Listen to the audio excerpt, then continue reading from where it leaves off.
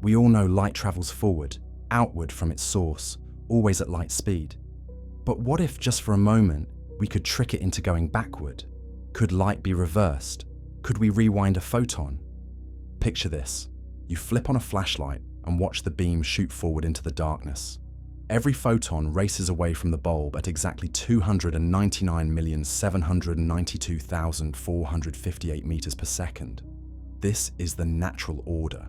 Light moves from past to future, from source to destination, in one direction only. Or is it? Throughout history, humans have been fascinated by the idea of reversing time, of undoing what has been done. Science fiction is filled with time machines and temporal paradoxes. But what if the key to understanding time reversal lies not in massive machines or exotic matter, but in something as simple as light itself? Light seems unidirectional, flowing from source to receiver, from past to future.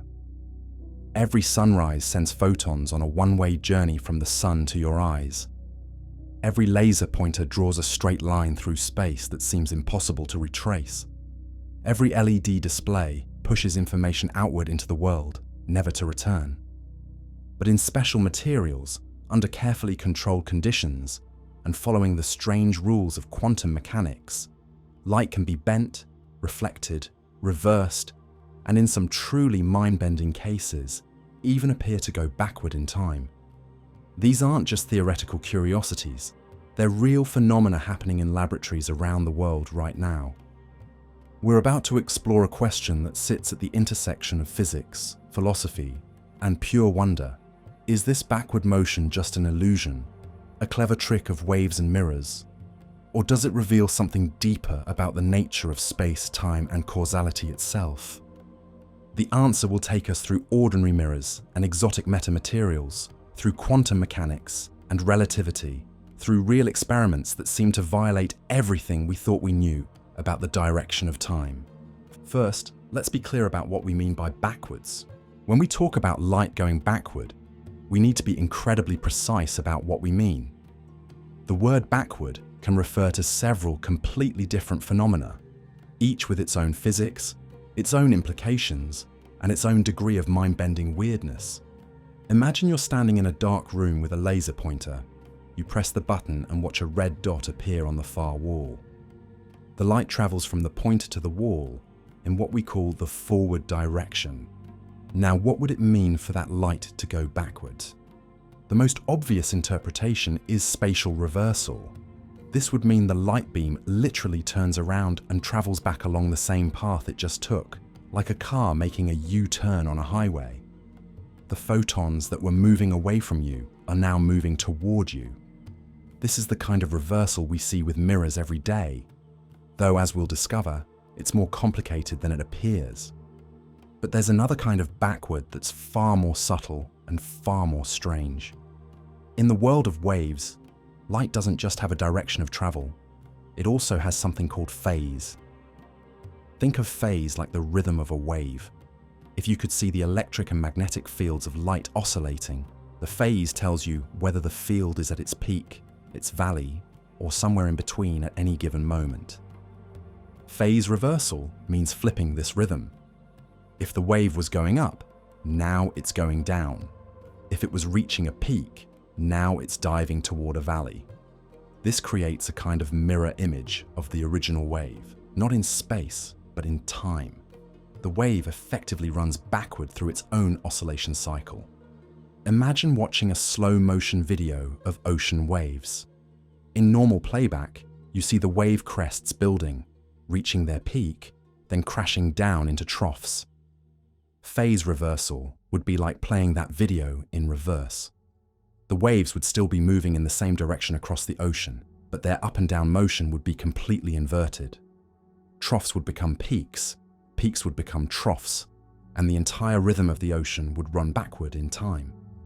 For light, this phase relationship determines how waves interfere with each other. When two waves with the same phase meet, they add together to create a brighter light. When two waves with opposite phases meet, they cancel each other out, creating darkness. Phase-reversed light doesn't just look different, it behaves completely differently when it encounters other light.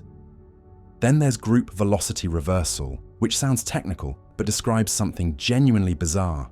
Light waves aren't simple sine waves. They're usually packets or pulses made up of many different frequencies traveling together. The group velocity is the speed at which the overall shape of this packet moves. In certain exotic materials, you can make the group velocity negative, meaning the wave packet appears to move backward, even though the individual wave components are still moving forward. It's like watching a crowd of people walking forward down a hallway, but somehow the overall shape of the crowd seems to slide backward. Each person is still walking forward, but the pattern they form together is moving in the opposite direction. Your eyes would tell you the crowd is going backward, but your understanding of individual motion would insist they're going forward. This phenomenon becomes even more bizarre when you consider what it means for information transfer. If you encode a message in a light pulse and send it through a material with negative group velocity, the message appears to exit the material before it fully enters. The peak of the pulse emerges from the far side, while the leading edge is still approaching the near side. It's as if the material is reading the message and transmitting it backward through time.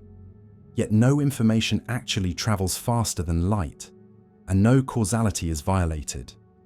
The apparent backward motion is a consequence of how the material reshapes the pulse, borrowing energy from the leading edge to create the early emergence at the trailing edge.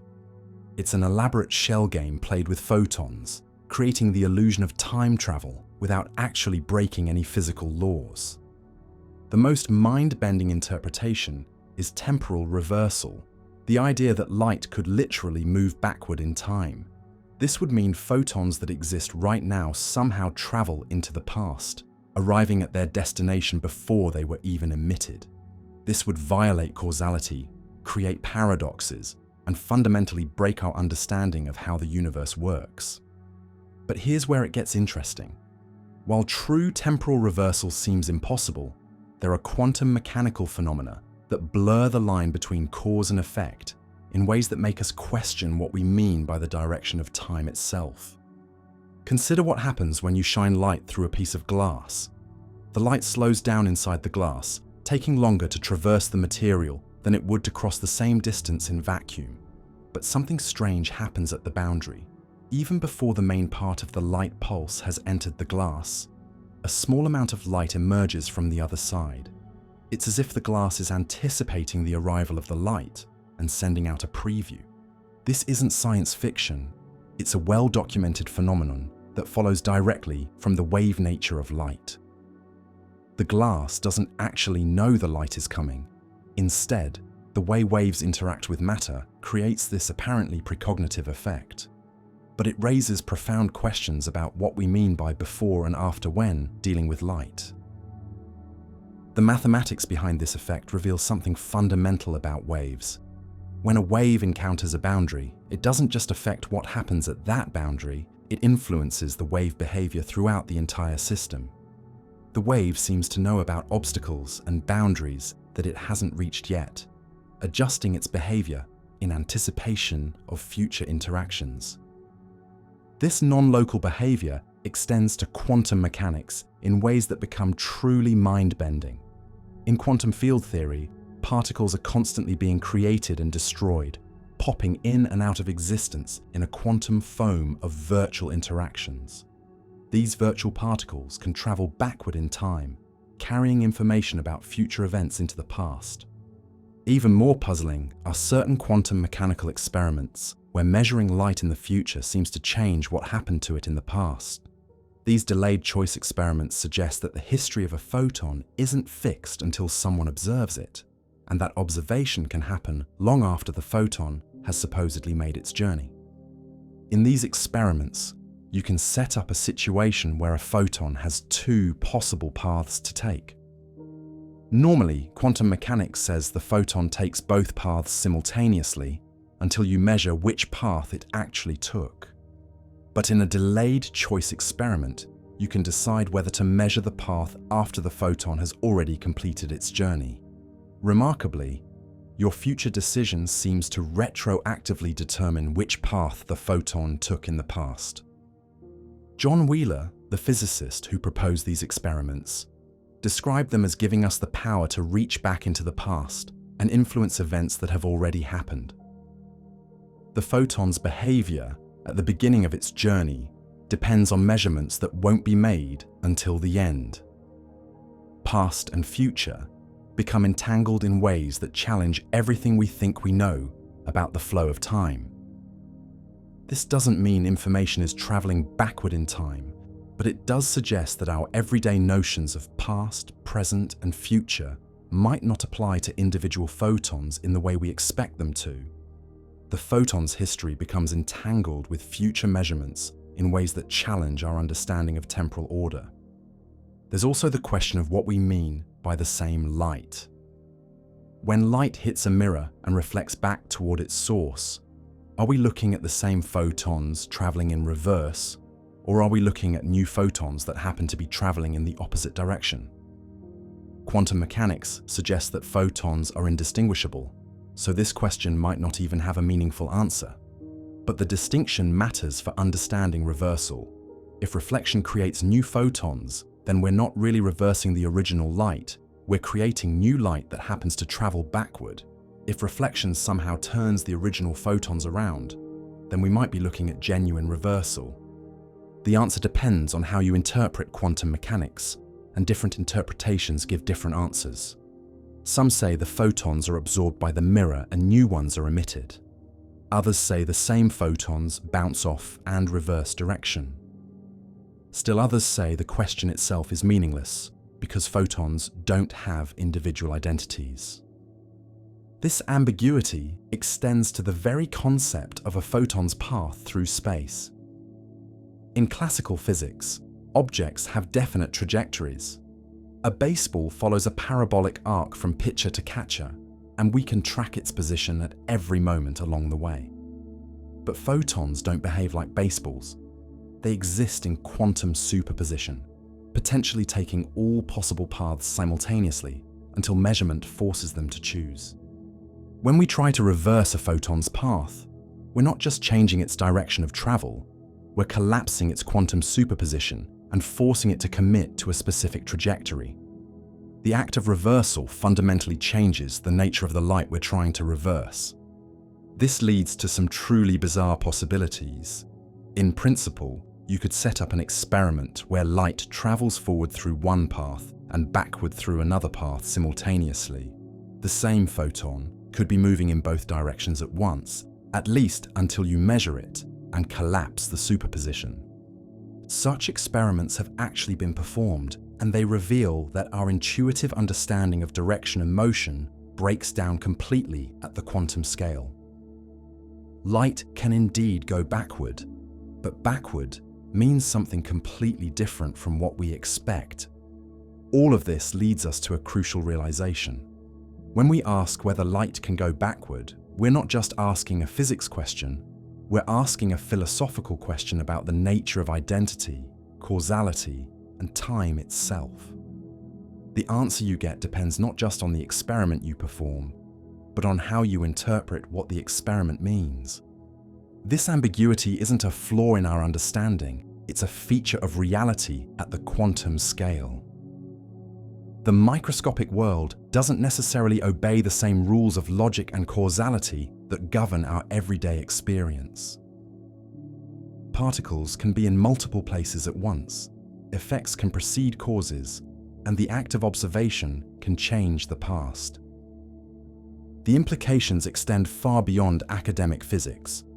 If light can travel backward through time, even in limited ways, it might be possible to send information into the past. This could revolutionize communication, computation, and our understanding of free will and determinism. But it also raises paradoxes.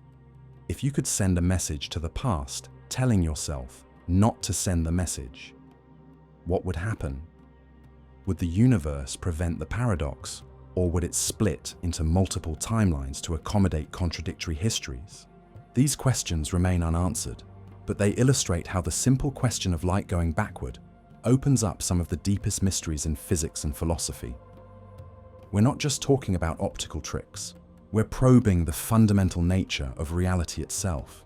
So when we explore the various ways that light can appear to go backward, we're not just cataloguing optical tricks and clever experiments. We're probing the fundamental structure of reality, testing the boundaries between possible and impossible, and discovering that the universe is far stranger and more flexible than our intuition suggests. The journey we're about to take will challenge everything you think you know about light, time, and causality. We'll see ordinary mirrors that seem to break the rules of physics, exotic materials that make light behave in impossible ways, and quantum experiments that blur the line between past and future. Now that we've established the different meanings of backward, let's start with the most familiar form of light reversal. Let's start with something familiar. Every morning, you look in a bathroom mirror and see your reflection staring back at you. Light from your face travels to the mirror, bounces off, and returns to your eyes. This is the most common example of light reversal we encounter, yet even this simple act contains mysteries that have puzzled physicists for centuries. When light hits a mirror, what exactly happens? Your intuition might say the light bounces off like a ball bouncing off a wall, but the reality is far more complex and far more beautiful. At the microscopic level, the light doesn't bounce at all. Instead, it's absorbed by electrons in the mirror's surface and then immediately re-emitted in the opposite direction. This process happens incredibly fast, faster than anything in our everyday experience. The absorption and re-emission takes place in less than a femtosecond. That's 1/quadrillionth of a second. To put this in perspective, light travels about 300 nanometers in a femtosecond, roughly the wavelength of blue light. The mirror doesn't just passively reflect light, it actively participates in an intricate quantum dance of absorption and emission. But here's where it gets interesting. The electrons in the mirror don't remember anything about the original light. They absorb a photon carrying energy and momentum, get excited to a higher energy state, then immediately drop back down and emit a new photon. The new photon has the same energy and follows the law of reflection, but it's technically not the same photon that originally hit the mirror. This raises a profound question. If the reflected light consists of entirely new photons, can we really say the original light has been reversed? Or have we simply created new light that happens to travel in the opposite direction? The answer depends on how you define the identity of light itself. In quantum mechanics, all photons of the same energy are fundamentally indistinguishable. There's no experiment you could perform to tell whether a reflected photon is the same as the original or a completely new one. The question itself might be meaningless. What matters is that the pattern of light, its energy distribution and wave properties, has been perfectly preserved and redirected. The law of reflection states that the angle of incidence equals the angle of reflection. If light hits a mirror at 30 degrees from perpendicular, it will reflect at 30 degrees on the other side. This law seems simple, but it emerges from a deep principle called time reversal symmetry. Time reversal symmetry means that the fundamental laws of physics work the same way whether time runs forward or backward.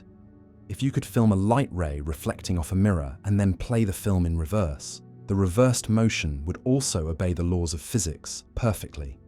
The light would follow exactly the same path backward that it took forward. This symmetry extends far beyond simple reflection.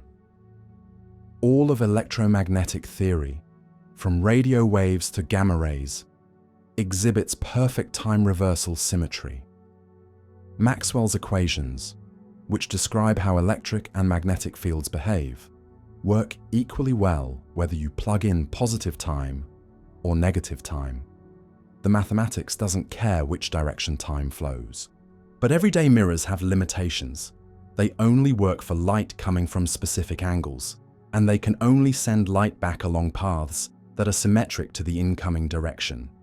If you want to send light back exactly along the path it came from, regardless of the angle it arrives at, you need something more sophisticated. You need a retroreflector. Retroreflectors are among the most ingenious optical devices ever invented. Unlike ordinary mirrors, they can take light coming from any direction and send it straight back to its source. The most common type is the corner cube retroreflector, which consists of 3 mirrors arranged at right angles to each other, like the inside corner of a room where 2 walls meet the ceiling. When light enters a corner cube, it bounces off all 3 mirrors in sequence. The geometry is arranged so that no matter what angle the light comes in at, it always exits parallel to its original direction, but traveling backward. It's like a 3-dimensional version of a perfectly aimed bank shot in pool, guaranteed to work no matter how you hit it. Corner cube retroreflectors are everywhere in our daily lives, though most people never notice them. The reflectors on your car's taillights are corner cubes, designed to bounce headlight beams from other cars straight back to the drivers who need to see you. Bicycle reflectors, road signs, and safety clothing all use retroreflective materials based on the same principle. But perhaps the most famous use of retroreflectors is on the moon. During the Apollo missions, astronauts placed several corner cube retroreflector arrays on the lunar surface. These arrays contain hundreds of individual corner cubes, each about the size of a large marble, precisely arranged to reflect light back to Earth. For over 50 years, scientists have been bouncing laser beams off these lunar retroreflectors to measure the distance to the moon with incredible precision. By timing how long it takes light to make the round trip, they can determine the Earth-Moon distance to within a few centimeters. This ongoing experiment has revealed that the moon is gradually moving away from Earth at about 3.8 centimeters per year. The Lunar Laser Ranging Experiment is one of the most precise measurements in all of physics, and it depends entirely on the ability of those retroreflectors to send light back along exactly the path it came from. After traveling nearly 800,000 kilometers through the vacuum of space, hitting a target less than a meter across, the laser light returns to Earth along precisely the same path it took outward. This precision raises fascinating questions about the nature of the light's journey. From one perspective, the laser pulse travels to the moon, bounces off the retroreflector, and returns to Earth, completing a round trip that takes about 2.5 seconds. But from another perspective, the entire journey could be viewed as the light traveling backward in time, retracing its outward path in reverse. Time reversal symmetry suggests that these two descriptions are physically equivalent. A movie of the laser pulse traveling to the moon and back would be indistinguishable from a movie of the pulse traveling backward in time from the moon to Earth and then forward in time back to the moon. The physics works the same either way. This equivalence has practical implications for understanding more exotic forms of light reversal. If we can accept that reflected light is essentially the same as time-reversed light, then every mirror becomes a time machine, at least for photons. The retroreflectors on the moon are constantly creating light that travels backward through its own history. But there's a catch. While the fundamental physics exhibits time reversal symmetry, the macroscopic world clearly does not. Time seems to flow in only one direction. Eggs break but don't spontaneously reassemble. People age but don't grow younger. Heat flows from hot objects to cold ones, but never the reverse. This asymmetry arises from thermodynamics and the statistical behavior of large numbers of particles. While individual particles and photons can behave in time-symmetric ways, collections of particles tend to evolve towards states of higher entropy, creating the arrow of time we experience. Light reflection preserves this arrow of time because it doesn't reverse the thermodynamic properties of the light. A reflected light beam has the same energy distribution, the same entropy, and the same information content as the original beam. It's traveling in the opposite direction, but it's not thermodynamically reversed. This distinction becomes crucial when we consider more sophisticated forms of light reversal. True time reversal would require not just sending light backward along its path, but also reversing its thermodynamic evolution, undoing the increase in entropy that accompanied its original journey. Some optical systems can achieve partial thermodynamic reversal. Adaptive optic systems, used in astronomy to correct for atmospheric turbulence, can analyze the distortions in starlight and generate corrective light patterns that undo much of the scrambling caused by the atmosphere. In effect, they create light that travels backward through the thermodynamic evolution of the original starlight. These systems work by measuring the wavefront distortions in incoming light and then using deformable mirrors to create an exactly opposite distortion. When the corrected light combines with the original distorted light, the distortions cancel out, restoring the light to its original, undistorted state. The process is remarkably similar to playing a recording of noise through a speaker with the phase inverted. The inverted noise cancels out the original noise, creating silence. Adaptive optics does the same thing with light distortions, creating undistortion that cancels out distortion. But even adaptive optics has limitations. It can only correct for distortions that vary slowly compared to the speed of light. Faster distortions, or distortions that have scrambled the light beyond recognition, cannot be reversed by any known technique. This limitation hints at a deeper principle. While light can be spatially reversed with perfect fidelity, thermodynamic reversal is much more difficult and may be fundamentally impossible for complex systems. The arrow of time emerges not from the basic laws of physics, but from the statistical impossibility of reversing complex thermodynamic processes. Nevertheless, simple spatial reversal remains a powerful tool. Optical fibers use total internal reflection to guide light over vast distances with minimal loss. The light bounces back and forth between the fiber walls millions of times per meter, each reflection redirecting the light while preserving its information content. Fiber optic communication depends on this preservation of information through reflection. When you make a phone call or browse the internet, your data is encoded in light pulses that travel through fiber optic cables. Each pulse bounces off the cable walls countless times during its journey, yet arrives at its destination with the information perfectly intact. The cables can even reverse the direction of light propagation without losing data. Bidirectional fiber systems send information in both directions through the same cable simultaneously, using different wavelengths or different time slots to prevent interference. Light traveling forward and light traveling backward share the same physical path without conflict. This bidirectional propagation creates intriguing possibilities for more sophisticated light reversal. In principle, you could send a light pulse down a fiber, have it reflect off the far end, and return to the source carrying information about what it encountered during its journey. The returned light would be a temporal mirror image of the original pulse, containing the same information, but time reversed. Such time-reversed optical signals have applications in sensing and measurement. By analyzing the differences between the outgoing and returning pulses, you can detect changes in the fiber's environment, mechanical stress, temperature variations, or the presence of foreign substances. Even more remarkably, some optical systems can store light pulses and release them later in reverse temporal order. These optical delay lines and reversible optical memories can accept a sequence of pulses, store them for a predetermined time, and then emit them in backward chronological order. Imagine sending the pulses A, B, C into such a system. Instead of receiving A, B, C at the output, you would receive C, B, A.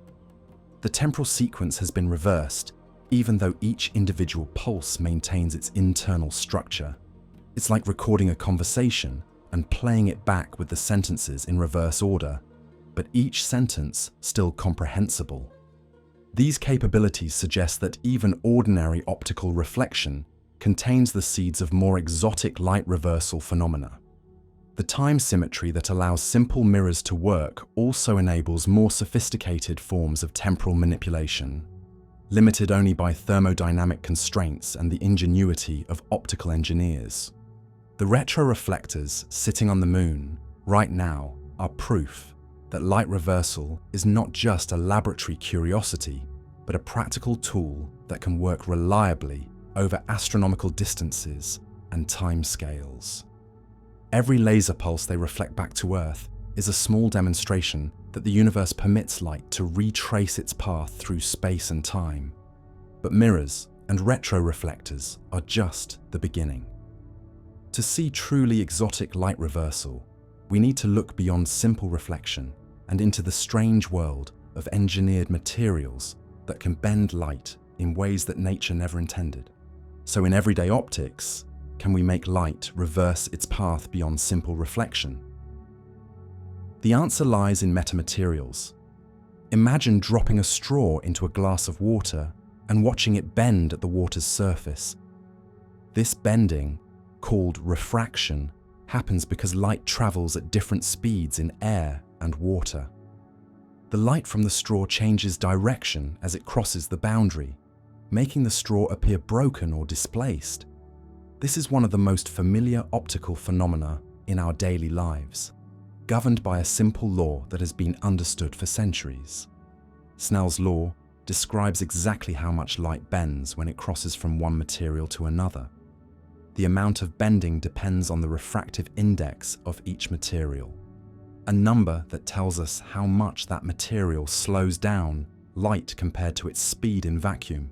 Water has a refractive index of about 1.33, meaning light travels about 33% slower in water than in air. For every known natural material, from air to diamond, the refractive index is always positive. Light always bends in a predictable direction when crossing material boundaries. If you shine a laser from air into water at an angle, it will bend toward the normal, the imaginary line perpendicular to the water's surface. This is Physics 101, taught in every introductory course. But what if we could break this rule? What if we could create a material with a negative refractive index, where light bends the wrong way? Instead of bending toward the normal, light would bend away from it, on the same side of the normal as the incoming beam. The straw in the glass would appear to bend backward, defying everything our eyes tell us about how light should behave. For decades, this seemed impossible. The refractive index is related to fundamental properties of matter, how electrons respond to electromagnetic fields. Making it negative would require electrons to behave in ways that seem to violate basic physics. Most scientists dismiss the idea as a mathematical curiosity with no basis in reality. But in the late 1960s, a Russian physicist named Viktor Veselago took the idea seriously. He worked out the mathematics of what would happen if materials with negative refractive indices actually existed. His calculations revealed a world of backward light that seemed almost magical. In Veselago's negative index materials, everything would be reversed. Light would bend the wrong way at boundaries. The Doppler effect would work backward, with objects moving toward you appearing red-shifted instead of blue-shifted. Even more bizarrely, the phase velocity and group velocity of light waves would point in opposite directions. To understand this last point, imagine watching waves on a beach. The phase velocity is the speed at which individual wave crests move across the water. The group velocity is the speed at which the overall wave pattern, the envelope containing many individual waves, moves along the shore. In normal materials, both velocities point in the same direction. In negative index materials, they would point in opposite directions. This creates the surreal situation where the wave crests appear to move backward, even though the wave energy moves forward. It's like watching a treadmill where the belt moves backward, but somehow the person on it still moves forward. Your eyes would see backward motion, but energy and information would still flow in the forward direction. Veselager's paper was largely ignored for over 30 years. The mathematics was elegant, but no one knew how to actually build materials with negative refractive indices. The required electromagnetic properties seemed impossible to achieve with ordinary matter. The breakthrough came in the late 1990s and early 2000s, when researchers realized that the properties of materials could be engineered at the microscopic level. Instead of relying on the natural properties of atoms and molecules, they could create artificial structures, metamaterials, with electromagnetic properties that don't exist in nature. The key insight was that the macroscopic properties of a material depend on how it responds to electromagnetic fields on average. If you could create patterns of conductors and insulators smaller than the wavelength of light, the light would see only the average properties of the pattern, not the individual components. It's like looking at a newspaper photograph from across a room. Up close, you see individual dots of black ink. From a distance, the dots blend together to create smooth gradations of grey. Light interacting with metamaterials works the same way. The light sees only the averaged electromagnetic response of many tiny structural elements. The first negative index metamaterials worked with microwaves, electromagnetic radiation with much longer wavelengths than visible light. Researchers created arrays of tiny metal wires and split ring resonators, carefully designed to produce negative permittivity and negative permeability simultaneously. When both quantities are negative, the refractive index becomes negative. These early metamaterials were crude by today's standards, but they proved that Veselager's predictions were correct. Microwaves really did bend the wrong way when entering the metamaterial. The phase velocity really did point backward while energy flowed forward. The impossible had become reality. Scaling these metamaterials to work with visible light proved much more challenging. Visible light has wavelengths of only a few hundred nanometers, requiring structural features smaller than 100 nanometers.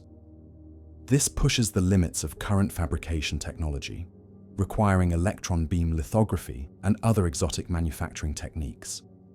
Despite these challenges, researchers have succeeded in creating negative index metamaterials that work with infrared and even visible light. These materials consist of intricate patterns of gold and silver nanostructures, precisely arranged to manipulate light in ways that would make Veselager proud. The applications of negative index metamaterials extend far beyond academic curiosity. One of the most exciting possibilities is the creation of superlenses that can focus light beyond the diffraction limit. Ordinary lenses are limited by diffraction to resolving details no smaller than about half the wavelength of light. For visible light, this means details smaller than about 200 nanometers cannot be resolved, no matter how perfect the lens. But negative index materials can theoretically overcome this limit. A flat slab of negative index material can act as a perfect lens, focusing not just the propagating waves that carry far-field information, but also the evanescent waves that carry near-field information about fine details. These evanescent waves normally decay exponentially with distance and are lost before they can reach conventional lenses. A negative index superlens would amplify these evanescent waves, restoring the near-field information and enabling resolution far beyond the diffraction limit. Such lenses could revolutionize microscopy, allowing us to see individual viruses, DNA molecules, and other structures that are currently invisible to optical instruments. The concept has been demonstrated experimentally, though only for specific wavelengths and under carefully controlled conditions. Creating practical superlenses for everyday use remains a significant challenge, but the basic physics has been proven to work. Even more exotic is the possibility of creating cloaking devices using negative index metamaterials. By carefully designing the refractive index to vary smoothly around an object, it's possible to bend light around the object rather than through it, making the object effectively invisible. The mathematics of cloaking is closely related to the mathematics of black holes in general relativity. Just as a black hole bends space-time to trap light, a cloaking device bends the path of light to route it around a hidden object. The light emerges on the other side as if the object weren't there at all. Experimental cloaking devices have been demonstrated for microwaves and infrared light. These devices can hide objects from electromagnetic radiation, making them invisible to radar or thermal imaging. Extending the technique to visible light would create true optical invisibility, though the engineering challenges are formidable. The cloaking effect works by transforming the coordinate system that light travels through. Instead of traveling in straight lines through empty space, light follows curved paths through the metamaterial. From the light's perspective, it's still traveling in straight lines, but the space itself has been bent and twisted. This coordinate transformation approach to controlling light has opened up entirely new fields of research. Transformation optics allows engineers to design materials that can bend, focus, and redirect light in almost arbitrary ways. Want to make light travel in a circle? Design the appropriate coordinate transformation. Want to make light spiral inward like water going down a drain? The mathematics can tell you exactly what metamaterial properties you need. The field has moved beyond simple negative refraction to encompass materials with refractive indices that vary continuously in space and time. Some metamaterials can switch between positive and negative refraction depending on the intensity of the light passing through them. Others can change their properties in response to electrical signals, creating programmable optics that can be reconfigured on demand. Time-varying metamaterials, where the properties change periodically in time, can create even more exotic effects. Light entering such a material can be frequency shifted, amplified, or even time reversed.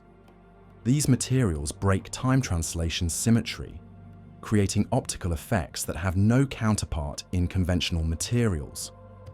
One particularly fascinating possibility is the creation of temporal interfaces, boundaries in time, rather than space where the material properties change abruptly. Just as spatial interfaces can reflect and refract light, temporal interfaces can create temporal echoes and time-reversed reflections. Imagine a material that suddenly changes its refractive index at a specific moment in time. Light traveling through the material when this change occurs would experience a temporal interface. Some of the light would continue forward with a new frequency, while some would be reflected backward in time, emerging before it entered the material. This isn't science fiction. These effects have been observed experimentally in metamaterials with time-varying properties. The time-reversed light doesn't violate causality because it carries negative energy, exactly cancelling the energy of the forward-travelling light. But it does create the appearance of light travelling backward through time. The group velocity in negative index metamaterials can be made arbitrarily small, even negative. This means that light pulses can be slowed down, stopped, or even made to travel backward through the material. The energy still flows forward, but the information encoded in the pulse shape can move backward. Researchers have demonstrated negative group velocity in various metamaterial systems. A light pulse entering such a material can emerge from the exit before it has fully entered the entrance. The peak of the pulse exits while the leading edge is still approaching, creating the illusion of faster-than-light travel or backward time motion. These effects don't violate relativity because no information travels faster than light in vacuum. The apparent backward motion results from the reshaping of the pulse by the material, borrowing energy from the pulse's leading edge to create early emergence at the trailing edge. It's a sophisticated form of temporal borrowing that creates dramatic effects without violating fundamental physical laws. The implications of negative refraction extend beyond optics into our understanding of space and time themselves. If light can be made to travel backward through engineered materials, what does this tell us about the nature of electromagnetic fields and their relationship to space-time? Some theoretical physicists have proposed that negative index metamaterials could serve as analogues for exotic space-time geometries predicted by general relativity. Just as light bends around massive objects in curved space-time, light in metamaterials follows paths determined by the engineered electromagnetic properties. By creating metamaterials with specific patterns of positive and negative refraction, researchers might be able to simulate the optical effects of black holes, wormholes, or other exotic space-time geometries. Such analog systems could provide insights into phenomena that are impossible to study directly in astrophysical settings. The field of metamaterials continues to evolve rapidly, with new capabilities being demonstrated regularly. Recent advances include metamaterials that can manipulate multiple properties of light simultaneously, creating effects that would require multiple conventional optical elements. Three-dimensional metamaterials can create truly isotropic negative refraction, where light bends the wrong way, regardless of its polarization or propagation direction. These materials represent the full realization of Vesilago's original vision, though they remain challenging to fabricate and limited to specific wavelength ranges. Active metamaterials incorporate amplification elements like quantum dots or laser gain media. These materials can not only bend light in unusual ways, but also amplify it, creating optical systems with unprecedented capabilities. Some active metamaterials can even achieve negative absorption, effectively creating light rather than absorbing it.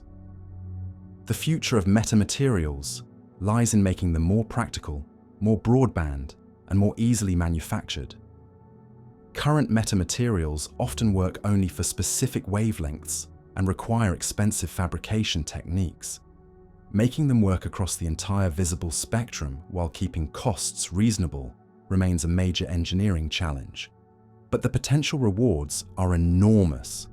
Metamaterials could enable optical computers that process information at the speed of light, medical imaging systems that can see inside cells without damaging them, and communication systems that can bend light around obstacles and through turbulent media. As we push the boundaries of what's possible with engineered materials, we're not just creating new technologies. We're exploring the fundamental limits of how light and matter can interact. Negative refraction was once thought impossible, but metamaterials have made it routine. What other impossible optical effects might become possible as our engineering capabilities continue to advance? That's wild, but what if we go quantum? Welcome to the strange world of quantum mechanics, where light behaves in ways that seem to violate everything we know about common sense and causality. Here, photons can take multiple paths simultaneously. Decisions made in the future can change what happened in the past, and the very act of observation can retroactively determine the history of a particle that completed its journey long ago. The quantum world operates by rules so bizarre that even physicists who work with them daily find them counterintuitive. Richard Feynman, one of the founders of quantum electrodynamics, once said that nobody understands quantum mechanics. Yet these strange rules govern every interaction between light and matter, and they open up possibilities for light reversal that go far beyond anything we've seen with mirrors or metamaterials. To understand quantum light reversal, we need to start with one of the most famous experiments in physics, the double-slit experiment. Imagine shining a laser pointer at a barrier with two narrow slits cut into it. On the far side of the barrier, you place a screen to catch the light that passes through. With both slits open, you might expect to see two bright lines on the screen, one behind each slit. Instead, you see an interference pattern, a series of bright and dark bands stretching across the screen. The dark bands are places where light from the two slits arrives out of phase and cancels itself out. The bright bands are places where the light waves add together constructively. This interference pattern proves that light behaves as a wave, spreading out and passing through both slits simultaneously. The waves from each slit overlap and interfere with each other, creating the characteristic pattern of bands. This makes perfect sense from the perspective of wave optics. But here's where it gets weird. If you dim the laser until it emits only one photon at a time, the interference pattern doesn't disappear. Even though each photon is a single, indivisible particle, it somehow passes through both slits simultaneously and interferes with itself. Over time, as thousands of individual photons hit the screen one by one, they build up the same interference pattern you see with bright light. Each individual photon seems to know about both slits, even though it's supposedly a single particle that can only be in one place at a time. The photon acts as if it's taking both paths through the experiment simultaneously, interfering with itself to determine where it will land on the screen. This wave-particle duality is one of the fundamental mysteries of quantum mechanics. Light exhibits wave-like properties when you're not looking at which path it takes, but particle-like properties when you try to measure its trajectory. The act of measurement seems to force the light to choose a specific path and abandon its wave-like behavior. You can test this by placing detectors at each slit to determine which path each photon takes. When you do this, the interference pattern disappears completely. The photons behave like classical particles, each taking one definite path or the other. The wave-like interference only occurs when the path information is unavailable. But quantum mechanics allows for even stranger possibilities. In a quantum eraser experiment, you can erase the path information after the photon has already passed through the slits, and the interference pattern will reappear. It's as if the photon's past behavior changes depending on what you choose to measure in the future. The setup is diabolically clever. After the photons pass through the double slits, they encounter a series of optical elements that entangle their polarization with their path information. Photons taking the left path get one polarization, while photons taking the right path get a different polarization. This creates a record of which path each photon took, stored in its polarization state. If you measure the polarization of each photon as it hits the screen, you can determine which slit it came from, and the interference pattern disappears. But if you instead pass the photons through a polarizer that erases the polarization information, the interference pattern reappears, even though the photons have already completed their journey through the slits. Most remarkably, you can delay the choice of whether to erase the path information until after the photons have hit the screen. You can split each photon into two entangled parts using a beam splitter. One part hits the screen immediately, while the other part takes a longer path through the apparatus. You can choose whether to measure or erase the path information of the delayed part, and this choice retroactively determines whether the part that already hit the screen shows interference. From a classical perspective, this seems impossible. How can a measurement performed in the future change what happened in the past? The photon either did or didn't take both paths through the slits, and this should be a fact about the world independent of any future measurements. Quantum mechanics offers a radically different perspective. The photon doesn't have a definite history until that history is observed. Before measurement, the photon exists in a superposition of all possible histories simultaneously. The act of measurement doesn't reveal a pre-existing fact about the photon's path. It creates that fact by collapsing the superposition into a specific outcome. This interpretation suggests that the past is not fixed until it's observed, and that future measurements can retroactively determine what happened earlier. It's not that information travels backward in time, but rather that the very concept of a definite past becomes meaningless until an observation creates that past. The implications extend far beyond the double-slit experiment. In any quantum system, where a particle can take multiple paths, the choice of what to measure can retroactively determine which path the particle took. This opens up the possibility of quantum light reversal effects that have no classical analog. Consider an interferometer, a device that splits a light beam into two paths and then recombines them.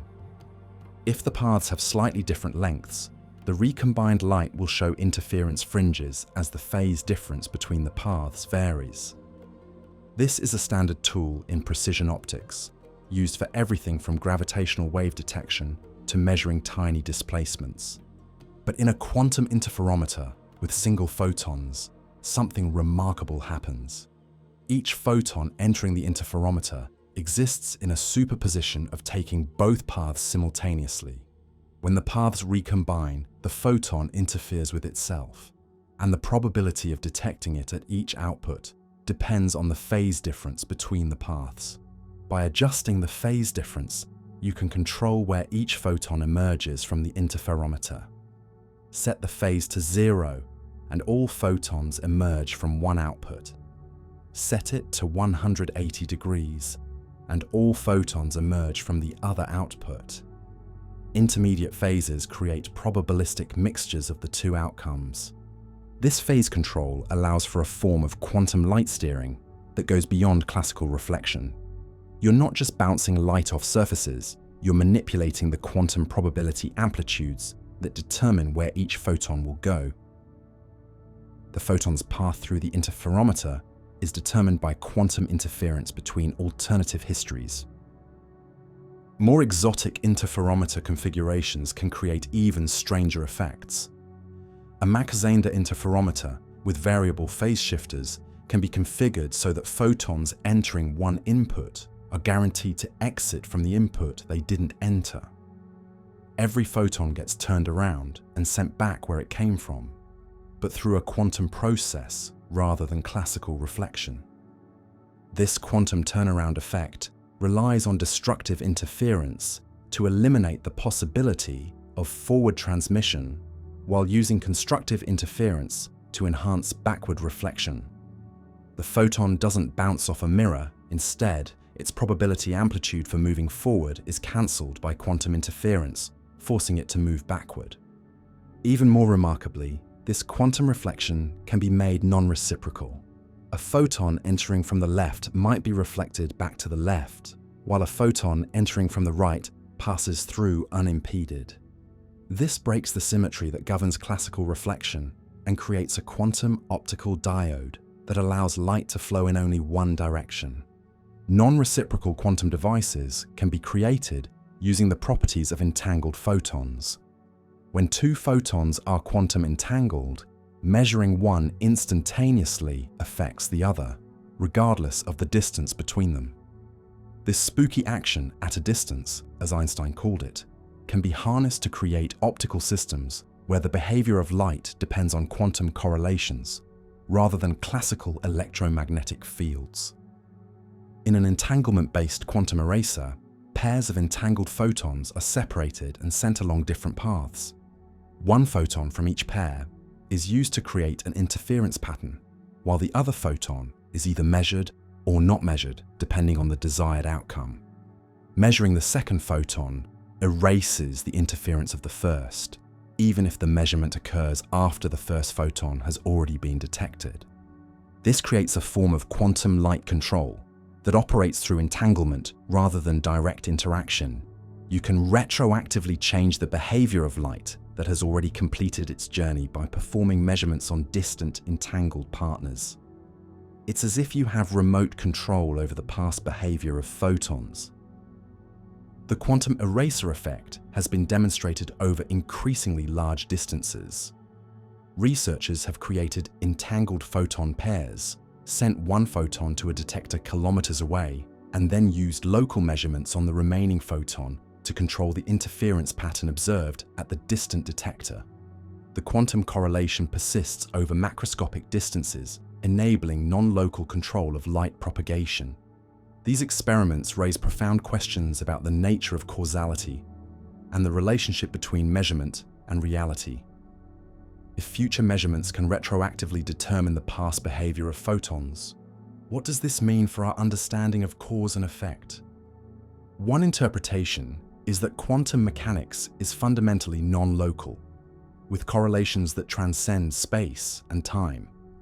Entangled particles remain connected in ways that allow instantaneous influence across arbitrary distances.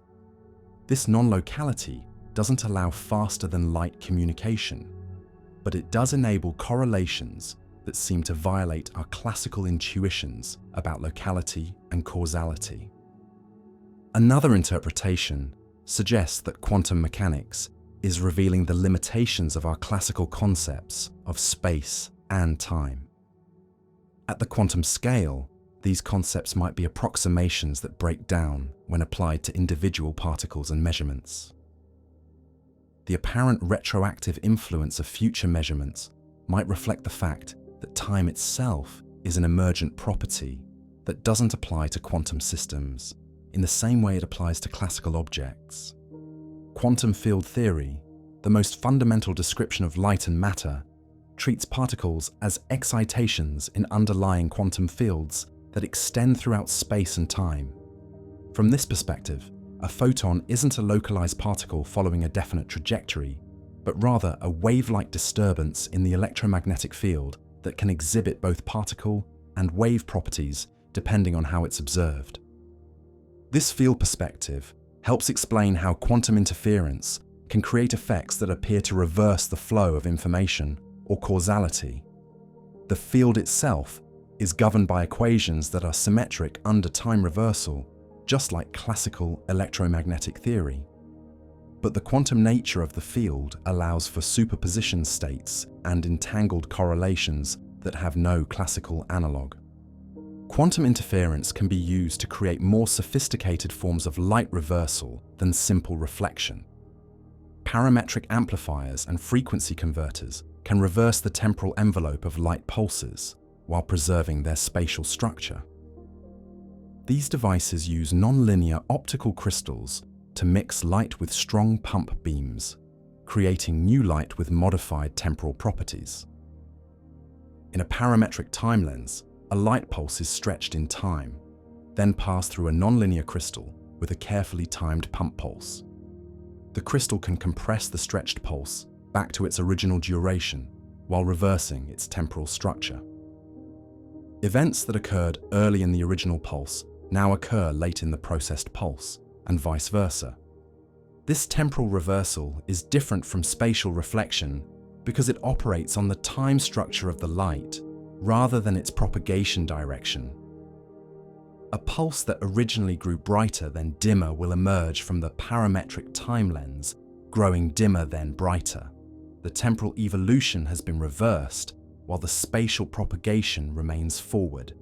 Quantum mechanical treatments of these nonlinear processes reveal even more exotic possibilities. The pump field in a parametric amplifier can be prepared in quantum superposition states that create coherent superpositions of different temporal reversal operations. A single pulse can be simultaneously time reversed and not time reversed, existing in a quantum superposition of different temporal histories.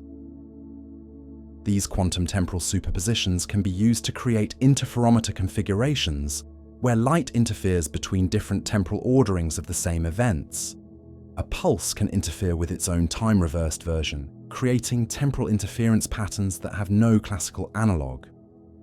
The ability to create quantum superpositions of different temporal orderings raises fundamental questions about the nature of time itself.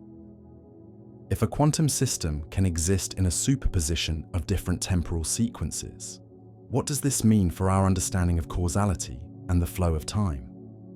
Some interpretations of quantum mechanics suggest that time, like other quantum properties, might not have a definite value until it's measured. Before measurement, a quantum system might exist in a superposition of different temporal orderings, with causality becoming well defined only when an observation collapses the superposition. This quantum approach to time could provide new insights into some of the deepest problems in physics. The relationship between quantum mechanics and general relativity, the nature of black hole information paradoxes, and the origin of the arrow of time might all be illuminated by a better understanding of quantum temporal superpositions. Experimental tests of these ideas remain challenging because they require precise control over quantum systems and careful isolation from environmental decoherence. But as quantum technology continues to advance, it may become possible to create and manipulate quantum superpositions of temporal orderings in ways that reveal new aspects of the relationship between quantum mechanics and time. The quantum world offers possibilities for light reversal that go far beyond classical optics. Through interference, entanglement, and superposition, individual photons can be made to behave in ways that seem to violate causality and challenge our understanding of the relationship between past and future. These quantum effects don't allow true time travel or faster than light communication, but they do reveal that the microscopic world operates by rules that are profoundly different from our everyday experience. Light can indeed be made to undo itself through quantum interference, creating effects that blur the boundary between forward and backward propagation. What if we could literally reverse the light wave, not just the path? Phase conjugation works by creating what's essentially a holographic mirror, a device that doesn't just reflect light, but generates a precise replica of the original wave traveling in the opposite direction. Unlike ordinary mirrors that simply reverse the direction of light rays, phase conjugate mirrors reverse the entire wavefront, undoing distortions and aberrations that the original light had acquired. To understand how this works, we need to think about light not as simple rays, but as complex waves with both amplitude and phase.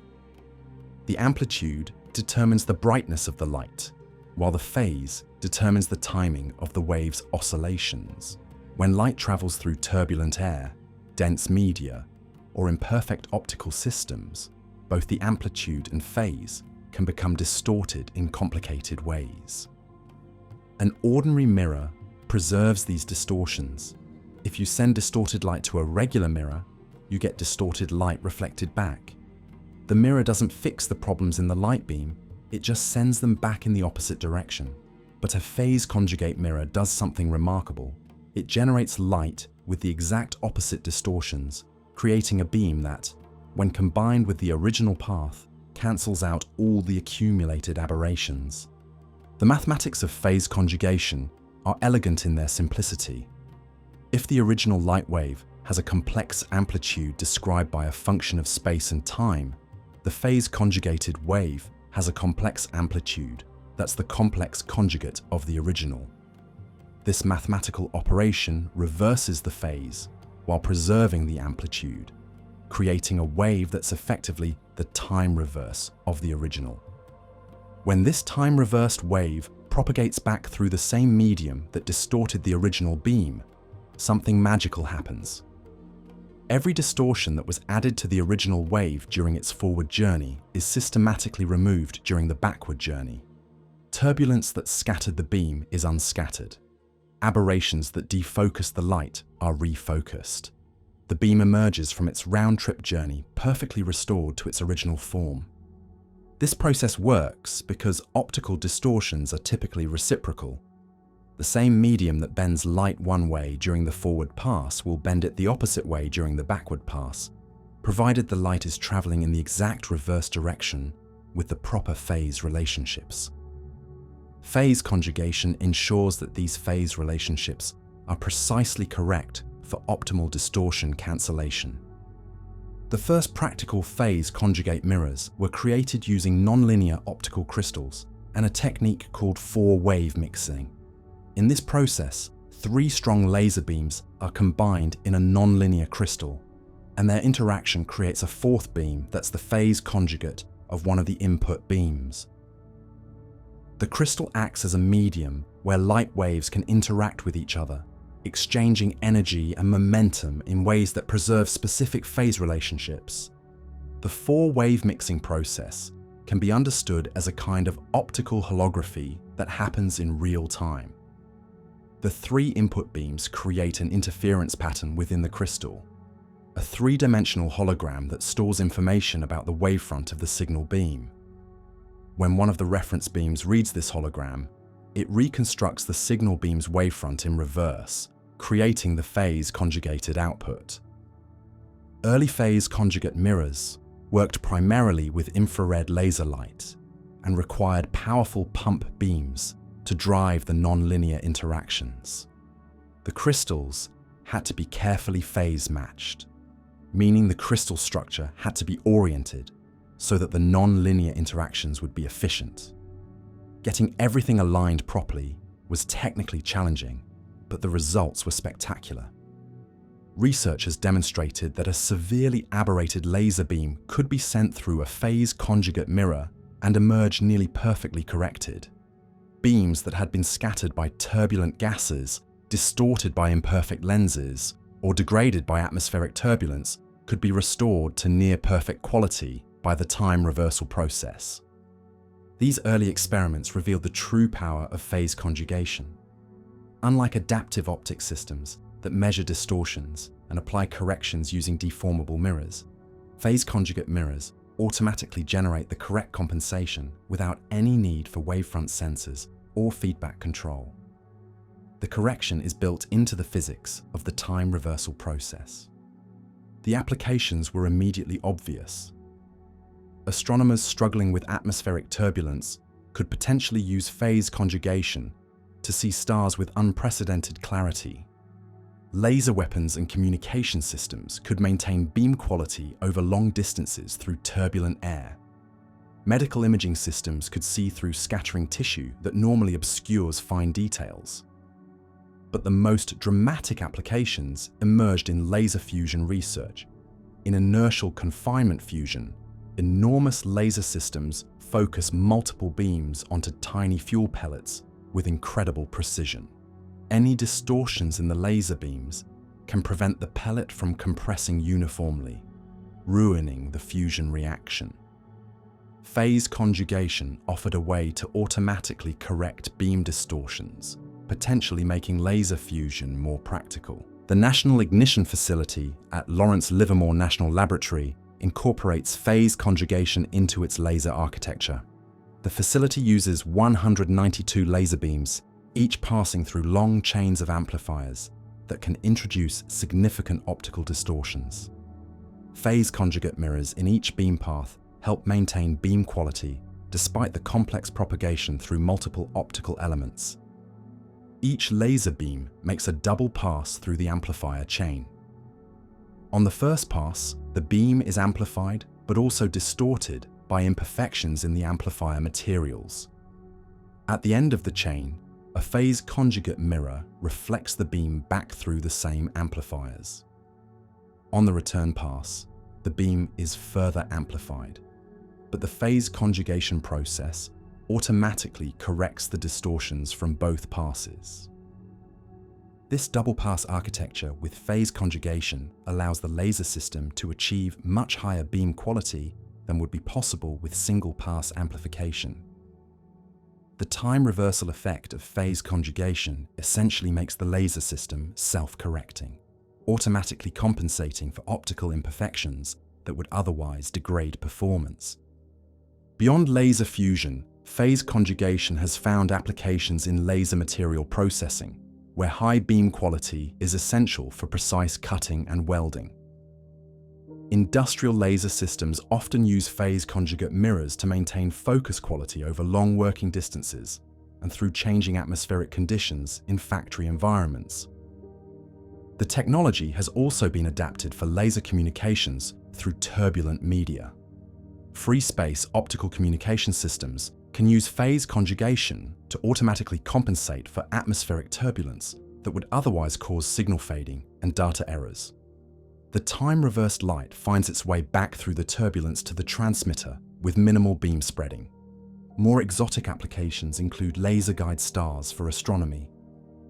Ground-based telescopes use laser beams to create artificial stars in the upper atmosphere by exciting sodium atoms about 90 kilometers above the Earth's surface.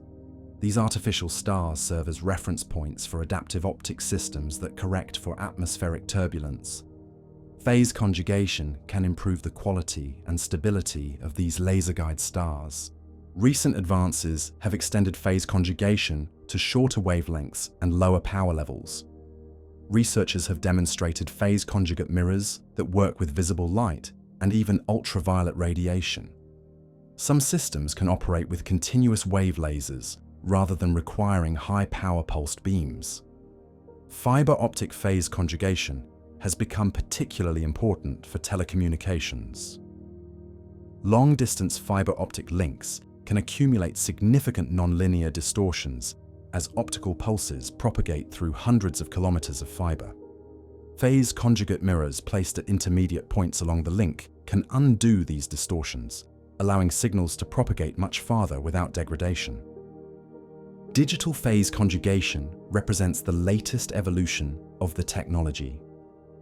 Instead of using nonlinear crystals to create time-reversed light, digital systems measure the wavefront of incoming light and use programmable spatial light modulators to generate the conjugated beam electronically. This approach offers much greater flexibility and control than passive nonlinear systems. Digital phase conjugate mirrors can be programmed to provide different types of corrections for different wavelengths or beam directions. They can adapt in real time to changing conditions and can even be configured to provide enhanced correction that goes beyond simple time reversal. The programmability allows for optimizations that aren't possible with passive systems. The field has also embraced quantum mechanical descriptions of phase conjugation. At the single photon level, phase conjugation can be understood as a process that creates quantum correlations between the input and output photons. These correlations preserve the quantum phase relationships that are essential for interferometric applications. Quantum phase conjugation opens up possibilities for quantum error correction and quantum communication protocols that are immune to certain types of environmental disturbances. A quantum state that becomes entangled with environmental noise during propagation can potentially be disentangled by passing through a quantum phase conjugate mirror. Researchers have demonstrated quantum phase conjugation using individual photons and entangled photon pairs. These experiments show that the time reversal properties of phase conjugation extend into the quantum realm, where they can be used to manipulate quantum information and protect quantum states from decoherence. The theoretical foundations of phase conjugation continue to evolve as our understanding of nonlinear optics and quantum field theory advances. Modern treatments recognize that phase conjugation is fundamentally related to time reversal symmetry in electromagnetic theory, but with important subtleties that distinguish it from true temporal reversal. Phase conjugated light propagates forward in time just like any other light beam. What's reversed is the spatial phase profile of the wavefront, not the temporal evolution of the electromagnetic field. This distinction is crucial for understanding why phase conjugation can undo spatial distortions without violating causality or creating temporal paradoxes. Nevertheless, the mathematical similarity between phase conjugation and time reversal has led to insights about both phenomena. The techniques developed for creating phase conjugate mirrors have informed research into more exotic forms of time reversal, including efforts to create materials that can reverse the temporal evolution of electromagnetic fields. Some theoretical proposals suggest using rapidly time-varying metamaterials to create temporal phase conjugation, where the time evolution of a light pulse is reversed rather than just its spatial phase profile. Such systems would require materials whose properties change faster than the light propagates through them, pushing the boundaries of what's physically realizable. Experimental efforts to demonstrate temporal phase conjugation have achieved limited success with microwave radiation, where the longer wavelengths make it easier to create the required rapid time variations in material properties. Extending these techniques to optical wavelengths remains a significant challenge, but could open up entirely new possibilities for controlling light. The future of phase conjugation lies in making the technology more practical, more efficient, and more broadly applicable. Current systems often require careful alignment and controlled environments to work properly. Making them more robust and easier to use would expand their applications significantly. Integration with other advanced optical technologies is another important direction. Combining phase conjugation with metamaterials, plasmonics, and quantum optics could create hybrid systems with capabilities that exceed what any single technology can achieve alone. Machine learning and artificial intelligence are also being applied to optimize phase conjugation systems. Algorithms can learn to compensate for systematic errors and environmental variations, making the systems more adaptive and reliable than purely passive approaches. As our ability to manipulate light continues to advance, phase conjugation will likely remain an important tool for creating high-quality optical beams and correcting optical distortions. But perhaps more importantly, it serves as a bridge between classical and quantum optics, demonstrating how seemingly impossible time reversal effects can emerge from the fundamental symmetries of electromagnetic theory. The technology that once seemed like magic, creating light that remembers its entire history and can retrace its steps perfectly, has become a practical tool used in systems ranging from laser fusion facilities to fiber optic networks. It represents one of the most elegant applications of nonlinear optics and a testament to the power of understanding the deep symmetries that govern the behavior of light. Can we push this further? Can we freeze light and send it back in time? Light travels at 299,792,458 meters per second in vacuum. This is one of the fundamental constants of the universe, a speed so fast that it can circle the Earth more than 7 times in a single second. For most of human history, this speed seemed absolute and unchangeable, a cosmic speed limit that nothing could violate. But in the late 20th century, physicists discovered something extraordinary. Under the right conditions, light could be slowed down to a crawl, not just slightly reduced in speed, as happens when light passes through glass or water, but dramatically slowed to speeds comparable to a walking person, a bicycle, or even a garden snail. In 1999, physicist Lana Howe and her team at Harvard University achieved what seemed impossible. They slowed light to just 17 meters per second, slower than most cars drive through a school zone. The light beam that normally could have traveled to the moon and back in less than 3 seconds now took almost a minute to cross a laboratory table. 2 years later, Howe's team went even further. They brought light to a complete stop, freezing a light pulse inside an ultra-cold gas for several minutes, then releasing it to continue its journey as if nothing had happened.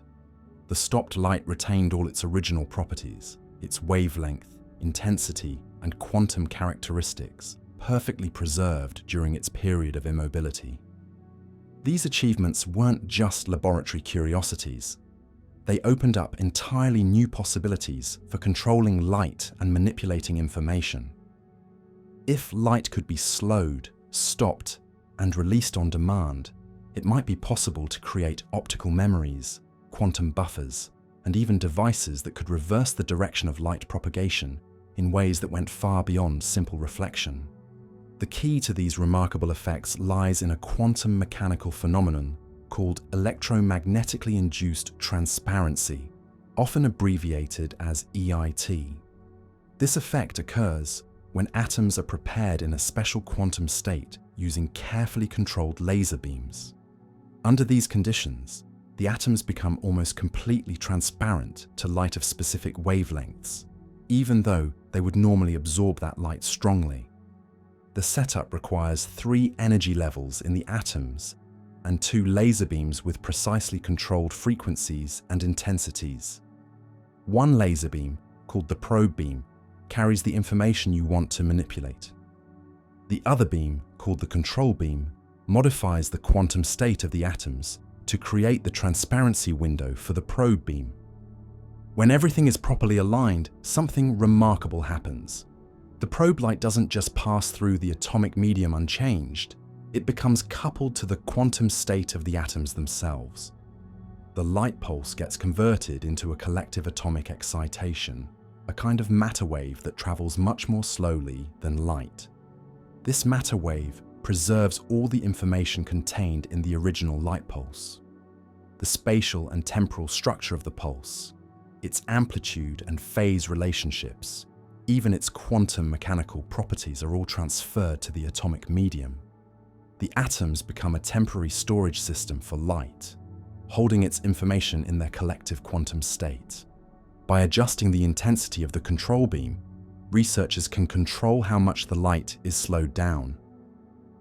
Reducing the control beam intensity increases the coupling between light and atoms, slowing the light more dramatically. If the control beam is turned off completely, the light pulse is converted entirely into atomic excitation and comes to a complete stop. The stopped light doesn't disappear or get absorbed. Instead, it exists as a pattern of quantum excitation spread across millions of atoms in the medium. This pattern contains all the information that was in the original light pulse, encoded in the relative phases and amplitudes of the atomic quantum states.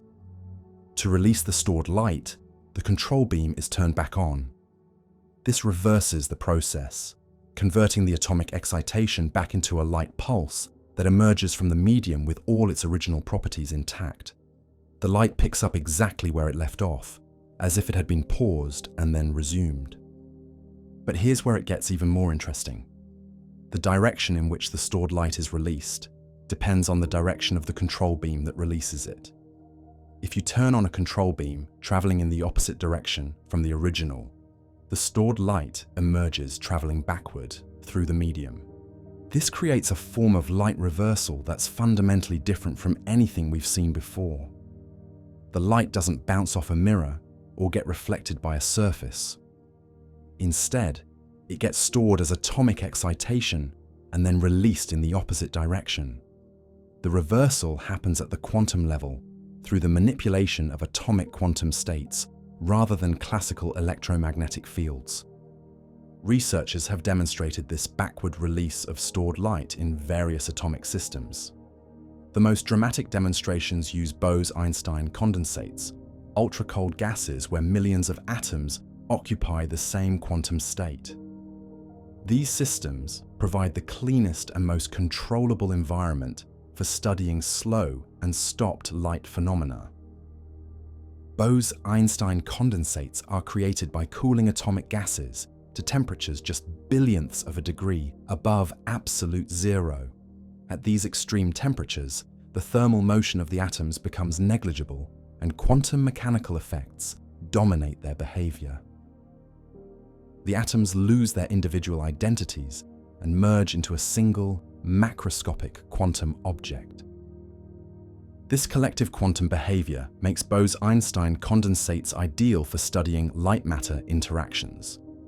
The atoms all respond coherently to the control and probe beams, creating strong and uniform coupling between light and matter. The resulting slow light effects can be much more pronounced than in systems with thermal atomic motion.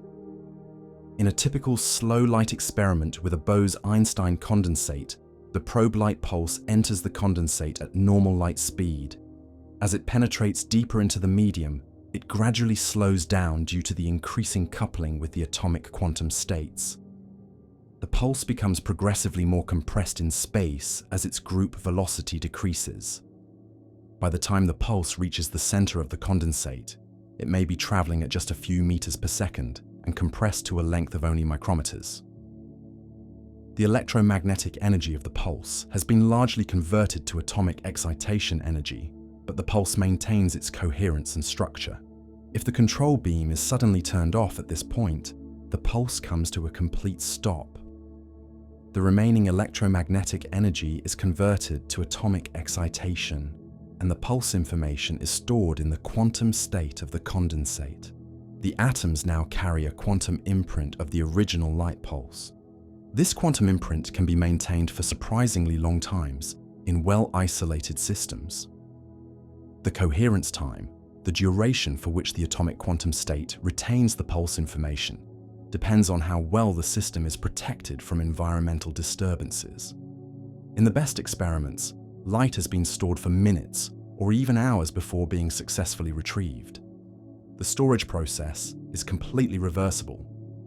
When the control beam is turned back on, the atomic excitation is converted back to electromagnetic energy, and a light pulse emerges from the condensate. This retrieved pulse has nearly identical properties to the original pulse that was stored, demonstrating the fidelity of the quantum storage process. But the most remarkable aspect is the directional control. By changing the direction of the control beam during retrieval, researchers can make the stored light emerge in any desired direction. A light pulse that entered the condensate from the left can be made to exit toward the right, upward, downward, or even back toward the left.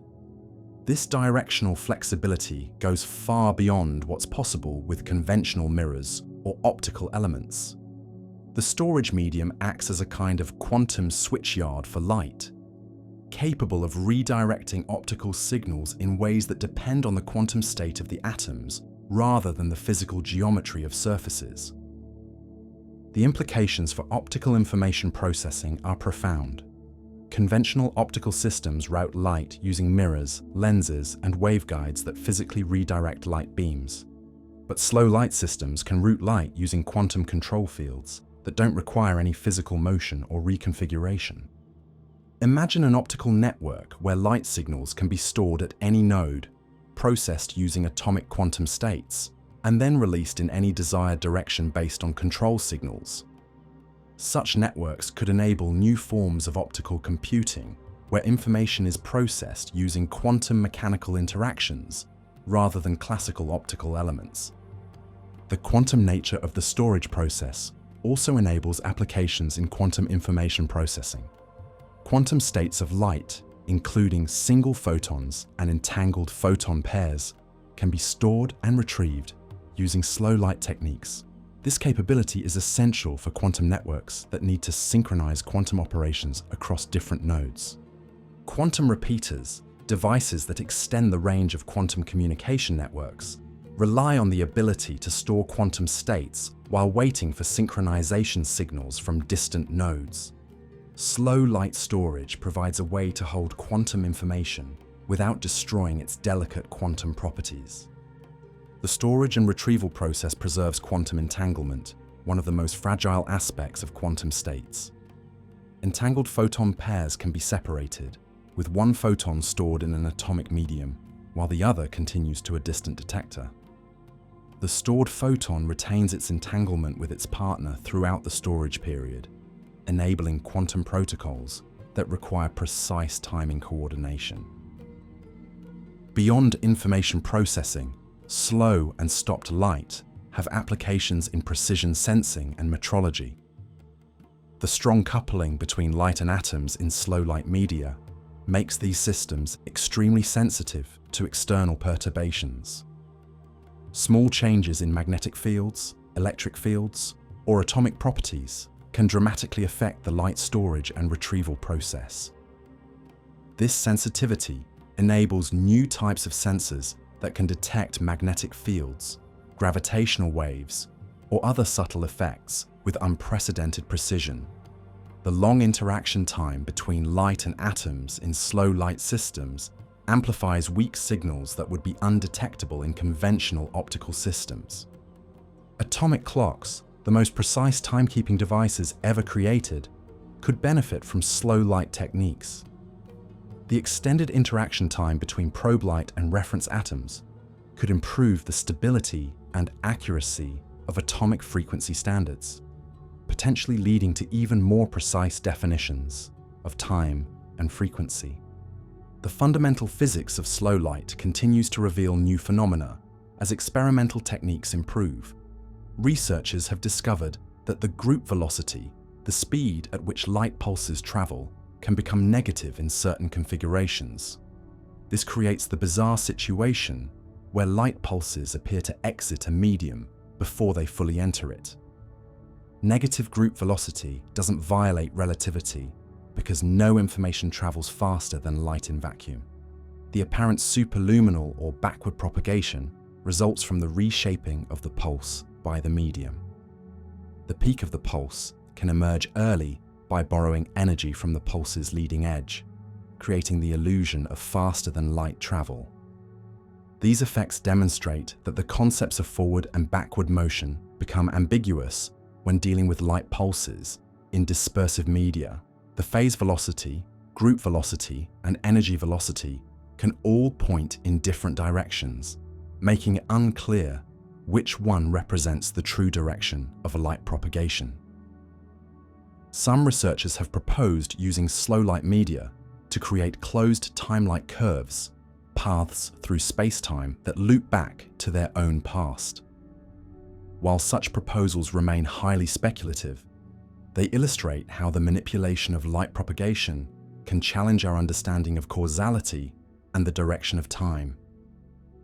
More practical applications focus on using slow light for optical signal processing and quantum information manipulation. Slow light media can act as tunable delay lines, phase shifters, and frequency converters that can be controlled electronically rather than mechanically. The ability to stop and restart light on demand enables new types of optical switches and routers that could form the basis of all optical computing systems. These devices could process optical signals directly without converting them to electronic form, potentially enabling much faster information processing. Recent advances have extended slow light techniques to room temperature systems and solid-state materials. While the most dramatic effects still require ultra-cold gases, practical applications are emerging that work under more convenient conditions.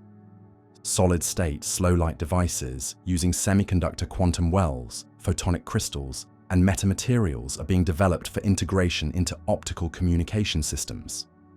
These devices could provide controllable delays and nonlinear processing capabilities for fiber optic networks and optical computing systems. The field continues to push toward even more exotic effects, including attempts to create temporal cloaking using slow light techniques. By creating regions of space where light propagation is dramatically altered, it might be possible to hide events in time rather than space, making them undetectable to optical observation. As our understanding of light-matter interactions deepens, slow and stopped light techniques are revealing new possibilities for controlling the flow of information and manipulating the relationship between light and time. These capabilities represent some of the most direct ways we have of bending time, at least for photons traveling through specially prepared media. The journey from fast light to slow light to stopped light to backward light illustrates how quantum mechanics enables effects that seem to violate our intuitive understanding of motion and causality. By harnessing the quantum properties of atoms and their interactions with electromagnetic fields, we can create conditions where light behaves in ways that challenge the very concepts of forward and backward. Still, is there any way light might move backward in time, not space? We've seen light bend backward through space, reverse its phase, and even stop completely before resuming its journey. But all of these phenomena, remarkable as they are, still respect one fundamental rule: they don't allow information or energy to travel backward in time. The question that has haunted physicists since Einstein is whether true temporal reversal is possible, whether light could literally move from the future into the past. The answer, according to our best understanding of physics, is a resounding no. But the reasons why are far more subtle and fascinating than you might expect, and they reveal deep connections between the nature of light, the structure of space-time, and the fundamental laws that govern our universe. To understand why light can't travel backward in time, we need to start with Einstein's special theory of relativity. This theory, published in 1905, fundamentally changed our understanding of space, time, and the relationship between them. One of its most famous consequences is that nothing can travel faster than light in vacuum, the cosmic speed limit that governs all physical processes. But relativity also tells us something even more profound about the relationship between space and time. Einstein showed that space and time are not separate entities, but form a unified four-dimensional continuum called space-time. Events that are separated in space and time are connected by intervals that can be classified as time-like, space-like, or light-like, depending on their separation. For any two events connected by a light-like interval, a light signal can travel from one to the other. For events connected by time-like intervals, slower than light signals can make the journey. But for events connected by space-like intervals, no signal of any kind can travel between them without exceeding the speed of light. This classification has profound implications for causality. If event A causes event B, then there must be a way for information to travel from A to B. This requires that A and B be connected by either a time-like or light-like interval. Events connected by space-like intervals cannot have causal relationships because no signal can travel between them fast enough. Now here's the crucial point. If light could travel backward in time, it would be possible to send signals from the future to the past. This would create causal loops where effects precede their causes, potentially leading to logical paradoxes that undermine the coherent structure of reality itself. Consider the grandfather paradox in its optical form. Suppose you could send a light signal back in time with instructions to prevent the original signal from being sent. If the signal successfully prevents its own transmission, then it was never sent in the first place, which means there was no signal to prevent the transmission, which means the signal should have been sent after all. The logic becomes circular and self-contradictory. Einstein's field equations, which describe how matter and energy curve space-time, do permit some exotic solutions that contain closed time-like curves, paths through space-time that loop back to their own past. These solutions include rotating black holes, traversable wormholes, and universes with certain types of cosmic strings or other exotic matter. But every known solution that permits closed time-like curves requires conditions that seem impossible to achieve in practice. Traversable wormholes need exotic matter with negative energy density. Certain rotating spacetimes need infinite extension or impossible mass distributions. The cosmic string solutions require objects that may not exist in our universe. Even if such exotic spacetimes could be created, they would face fundamental quantum mechanical objections. Stephen Hawking proposed what he called the chronology protection conjecture, the idea that the laws of physics somehow prevent the formation of closed time-like curves that could lead to causal paradoxes. Hawking's argument was based on quantum field theory, the marriage of quantum mechanics and special relativity that describes the behavior of particles and fields. In quantum field theory, virtual particles are constantly popping in and out of existence throughout space and time. Normally, these quantum fluctuations average out to zero and don't affect macroscopic physics.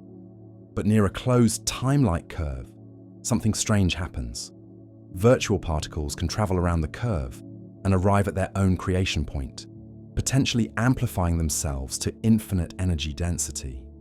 These quantum effects might become so strong that they prevent the formation of closed time-like curves, protecting causality at the quantum level. The chronology protection conjecture remains unproven, but it reflects a deep belief among physicists that nature must have mechanisms to prevent logical paradoxes. The alternative, a universe where effects can precede causes, seems incompatible with rational scientific inquiry. Beyond these general arguments against time travel, there are specific reasons why light cannot move backward in time.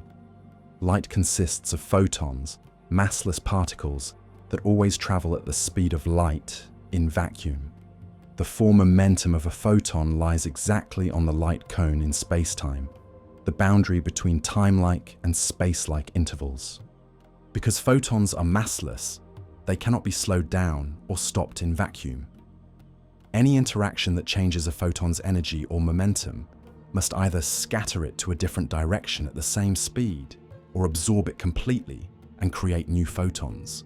There's no continuous process that could reverse a photon's direction in time while preserving its identity. Quantum field theory provides an even deeper perspective on this limitation. In the quantum description, photons are excitations of the electromagnetic field that satisfy certain mathematical constraints. These constraints ensure that the field equations respect causality and prevent signals from traveling faster than light. The propagator, the mathematical object that describes how quantum fields evolve from one time to another, has a very specific structure that respects the light cone. Virtual photons can travel on space-like paths in intermediate steps of calculations, but real observable photons must always respect the causal structure of space-time. This mathematical structure is so fundamental to quantum field theory that violating it would require abandoning some of the most successful theories in physics. Quantum electrodynamics, the theory of how light and matter interact, has been tested to extraordinary precision and agrees with experiment to better than 1 part in a billion. Any modification that allowed backward time travel would likely destroy this remarkable agreement. There's also the thermodynamic arrow of time to consider. While the fundamental laws of physics are largely time-symmetric, the macroscopic world clearly has a preferred direction of time.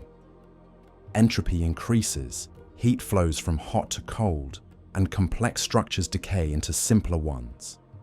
This thermodynamic arrow of time emerges from the statistical behavior of large numbers of particles. Light interacts with matter in ways that respect this thermodynamic arrow. When light is absorbed by an atom, the atom's energy increases and the light disappears.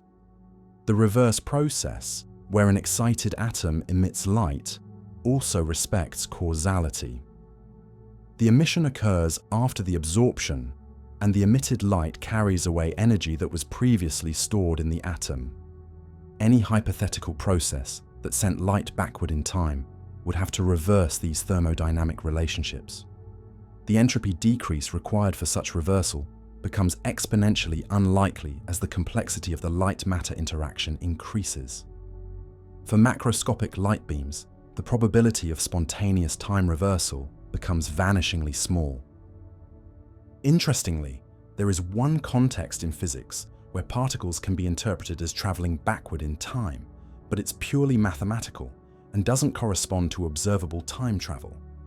In Feynman's interpretation of quantum field theory, antiparticles can be viewed as ordinary particles traveling backward in time. A positron, the antimatter counterpart of an electron, can be mathematically described as an electron moving backward in time. When a positron and electron annihilate to create 2 photons, Feynman's picture describes this as a single electron that moves forward in time, then reverses direction at the annihilation point and moves backward in time as a positron. This interpretation is mathematically elegant and provides intuitive understanding for certain quantum field theory calculations. But it's important to recognize that this backward time travel is purely mathematical. The positron doesn't actually move backward through time in any observable sense. It's simply a convenient way to think about the mathematics of particle interactions. The same mathematical trick can be applied to photons. In certain calculations, it's useful to think of a photon as traveling backward in time between its emission and absorption. But again, this is purely a calculational device. The photon doesn't actually reverse its temporal direction in any way that could be observed or exploited for communication. Some interpretations of quantum mechanics introduce even more exotic relationships between measurement and time. The many worlds interpretation suggests that every quantum measurement splits the universe into multiple parallel branches. In principle, information about different measurement outcomes might be correlated across these branches in ways that seem to violate causality. But even in the many worlds interpretation, no single observer can access information from other branches or send signals between them. The apparent violations of causality are statistical correlations that can't be exploited for communication or time travel. The consistent history's interpretation of quantum mechanics tries to avoid the measurement problem by describing quantum systems in terms of consistent sets of history assignments. But this interpretation also respects causality and doesn't permit backward time travel or faster-than-light communication. Recent developments in quantum information theory have revealed new constraints on time travel and causal paradoxes. The quantum grandfather paradox asks, what would happen if a quantum system could be sent back in time to interact with its younger self? Various no-go theorems show that such interactions would violate fundamental principles of quantum mechanics. The linearity of quantum mechanics, one of its most basic features, seems incompatible with the non-linear feedback loops that would arise from time travel. If a quantum state could influence its own past, the resulting dynamics would violate the superposition principle that underlies all of quantum mechanics. Some researchers have proposed modifications to quantum mechanics that might permit limited forms of time travel without logical paradoxes. These proposals typically involve non-linear modifications to the Schrödinger equation or exotic boundary conditions that allow self-consistent time loops. But all such proposals face severe challenges from both theoretical and experimental perspectives. The modifications required to permit time travel tend to destroy other successful predictions of quantum mechanics. And no experimental evidence has ever been found for deviations from standard quantum mechanics that might hint at time travel possibilities. The holographic principle, emerging from string theory and quantum gravity research, suggests that the information content of any region of space can be encoded on its boundary. This principle has led to new insights about the relationship between information, gravity, and time. Some interpretations of holography suggest that time itself might be an emergent property rather than a fundamental aspect of reality. If time emerges from more basic quantum information processes, then the question of whether light can travel backward in time might not even make sense at the most fundamental level. But even if time is emergent, the effective dynamics of light and matter in our macroscopic world still respect causality and prevent backward time travel. The emergence of time would have to be remarkably robust to create the consistent causal structure we observe. Experimental searches for time travel or causality violation have consistently come up empty. Researchers have looked for evidence of closed time-like curves around rotating massive objects, searched for particles that might travel faster than light, and tested quantum mechanics for nonlinear effects that might permit paradoxical dynamics. The most sensitive tests involve high-energy particle accelerators, where relativistic effects are strongest, and quantum mechanics is pushed to its limits. If time travel were possible under any circumstances, these extreme conditions would be the most likely places to observe it. The failure to find any evidence for time travel or causality violation has strengthened confidence in the theoretical arguments against backward time motion. The combination of special relativity, quantum mechanics, and thermodynamics seems to form an ironclad case against the possibility of sending information or energy into the past. Yet the theoretical arguments are not absolutely conclusive. Physics has been revolutionized before by discoveries that overturned seemingly fundamental principles. The quantum revolution showed that classical mechanics fails at the atomic scale. Relativity revealed that Newton's concepts of absolute space and time were approximations. Could there be an even deeper revolution that reveals time travel to be possible under extreme conditions we haven't yet imagined? Most physicists doubt it, but science remains open to surprising discoveries that could reshape our understanding of space, time, and causality. For now, the weight of evidence strongly suggests that light cannot travel backward in time in any observable way. The photons streaming from your reading light tonight are moving inexorably forward through time, from past to future, carrying energy and information, but never reversing their temporal direction.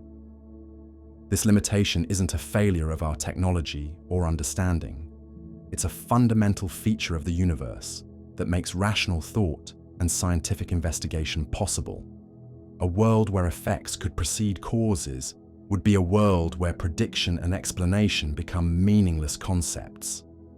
The impossibility of backward time travel for light preserves the logical structure that allows us to understand the universe in the first place. It's a constraint that enables, rather than limits, the magnificent complexity and beauty of the physical world. Still, we've focused on theory. What about real experiments? While the laws of physics may forbid true backward time travel, ingenious experimenters have found ways to make light behave as if it's traveling in reverse, creating effects so convincing that they challenge our intuitive understanding of forward and backward motion.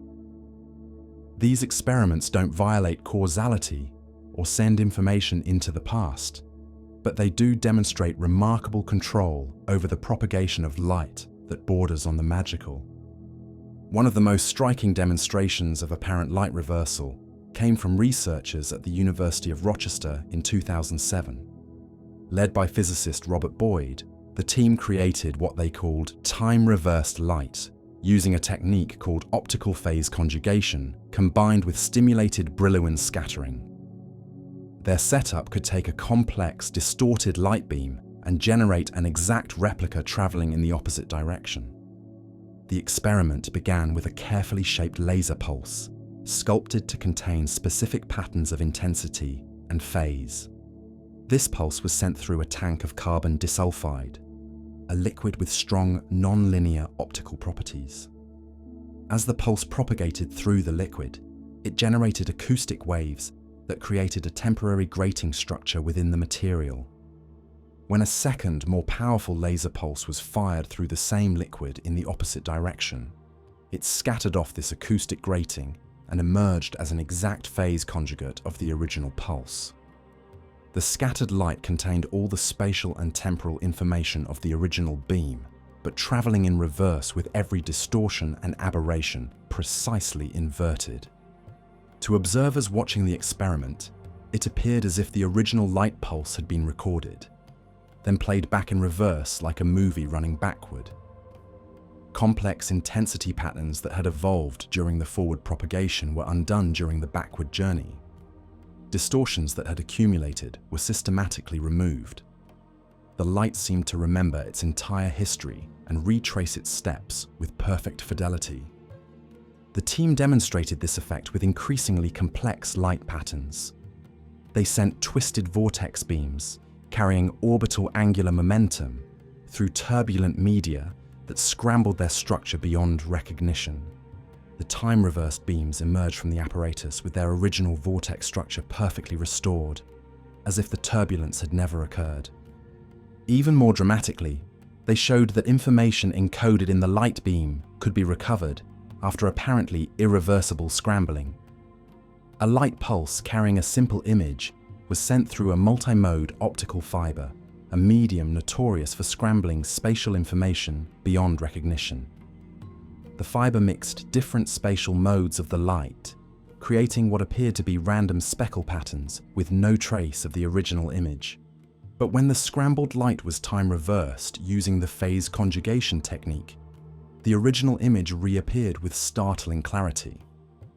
The millions of interference effects that had destroyed the image during forward propagation were systematically undone during the reverse journey. Information that seemed lost forever was recovered through the time reversal process. These experiments revealed something profound about the nature of optical information. Even when light appears to be completely scrambled and randomized, all the original information remains present in the complex phase relationships between different parts of the wave.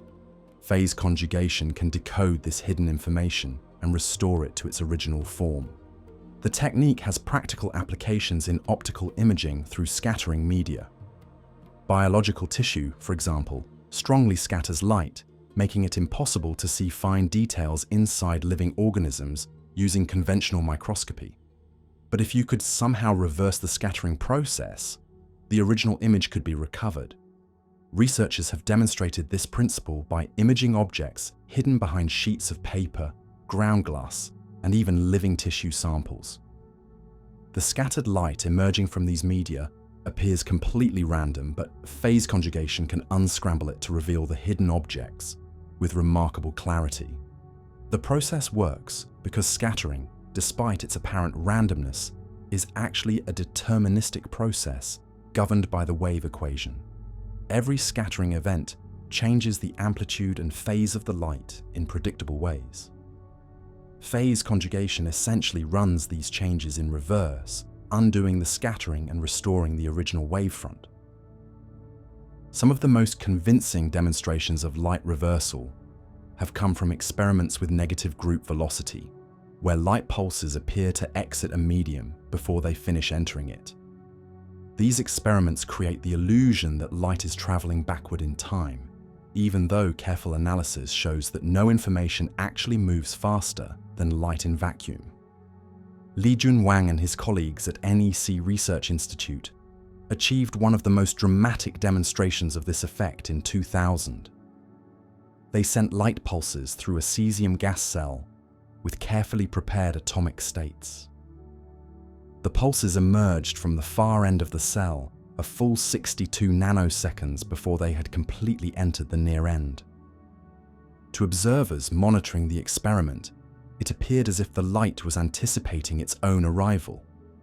The pulse peak exited the cell while the pulse was still approaching the entrance, creating the paradoxical situation where the light seemed to arrive before it left. Media reports sensationally proclaimed that scientists had broken the speed of light and achieved time travel. But closer analysis revealed that no information actually traveled faster than light. The medium reshaped the pulse by borrowing energy from its leading edge and using it to create early emergence at the trailing edge. The pulse envelope moved with negative group velocity, but the individual wave components still propagated at normal speeds. This reshaping process is analogous to what happens when a long train enters a tunnel that's shorter than the train. If the tunnel could somehow compress the train, the front cars might emerge before the rear cars had finished entering. The train as a whole would appear to move through the tunnel faster than its normal speed, but no individual car would exceed its speed limit. Similar experiments have been performed with various atomic gases, optical fibers, and even metamaterials. In each case, the apparent faster-than-light propagation results from pulse reshaping rather than true superluminal motion. The effect demonstrates the counterintuitive behavior of waves in dispersive media, where different frequency components travel at different speeds. Some researchers have pushed these effects to even more extreme regimes. In 2011, scientists at the Hong Kong University of Science and Technology reported negative group velocities as large as 100 times the speed of light in vacuum. Their light pulses appeared to travel backward through time by several pulse durations, creating temporal effects that seem to violate causality. But again, careful analysis showed that no information traveled faster than light. The experiments involved highly distorted pulses with complex frequency spectra. The apparent backward time travel resulted from the rearrangement of frequency components rather than genuine temporal reversal. These pulse reshaping effects have inspired new approaches to optical signal processing. If you can control how a medium reshapes light pulses, you can potentially perform complex mathematical operations on optical signals. Addition, subtraction, integration, and differentiation of optical waveforms become possible through careful engineering of dispersive media. Researchers have demonstrated optical systems that can solve differential equations, perform Fourier transforms, and execute other mathematical operations directly in the optical domain. These analog optical computers process information at the speed of light, potentially offering advantages over digital electronic systems for certain types of calculations. But perhaps the most remarkable experiments involving apparent light reversal have come from the field of time reversal acoustics adapted to optics. Matthias Fink and his colleagues at the University of Paris pioneered techniques for creating perfect acoustic time reversal, where sound waves can be recorded and then played back in reverse to retrace their exact path through complex media. The acoustic technique uses arrays of transducers to record the complex wavefront of sound waves that have propagated through scattering media. The recorded signals are then time reversed and retransmitted from the same array. The resulting sound waves propagate back through the medium and converge precisely at the original source location. This acoustic time reversal can undo the effects of scattering, reflection, and diffraction with remarkable precision. Sound waves that have been scattered by complex obstacles can be made to retrace their paths and refocus at their original source. The technique has applications in medical ultrasound, underwater acoustics, and non-destructive testing. Adapting this approach to optics presents significant challenges because optical frequencies are much higher than acoustic frequencies, requiring much faster electronics and more precise control. But researchers have successfully demonstrated optical time reversal using digital holography and spatial light modulators. In optical time reversal experiments, the complex amplitude of a scattered light wave is recorded using holographic techniques. This recorded information is then used to program a spatial light modulator that recreates the time-reversed wavefront. When this recreated wavefront propagates back through the original scattering medium, it retraces the path of the original wave with high fidelity. These experiments have achieved remarkable precision in undoing optical scattering. Light that has been scattered by random media can be made to converge back to spots smaller than the wavelength of light. The time reversal process can overcome diffraction limits and achieve focusing that would be impossible with conventional optics. The applications extend beyond laboratory demonstrations to practical imaging and communication systems. Time reversal techniques could enable high-resolution imaging through biological tissue, secure optical communication through scattering environments, and optical computing systems that exploit the natural parallelism of wave propagation.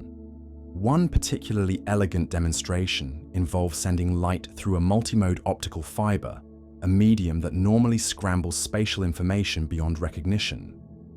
The researchers recorded the complex speckle pattern emerging from the fiber, then used this information to encode new images that, when sent through the fiber, would emerge as desired patterns. The technique essentially learns the scrambling characteristics of the fiber and uses this knowledge to pre-distort input images so that the fiber's scrambling produces the desired output. It's like learning to throw a ball through a maze by understanding exactly how the maze will deflect the ball's trajectory. This approach has enabled high-resolution imaging through multimode fibers with thousands of spatial modes. Applications include minimally invasive medical imaging, where hair-thin fibers can be inserted into the body to provide high-resolution images of internal structures. Researchers have also demonstrated temporal as well as spatial time reversal of light. Using dispersive media with carefully engineered frequency responses, they can reverse the temporal envelope of light pulses while maintaining their spatial structure. A pulse that originally brightened then dimmed can be made to dim then brighten after passing through the time reversal system. These temporal reversal effects use similar principles to spatial reversal, but operate on the time structure of the light rather than its spatial pattern. The technique requires precise control over the dispersion characteristics of the medium, typically achieved using programmable optical filters or nonlinear optical processes. More exotic experiments have explored quantum aspects of light reversal. Researchers have demonstrated that the time reversal properties of classical light extend to single photons and quantum states of light. Quantum information encoded in photonic qubits can be preserved through scattering and time reversal processes.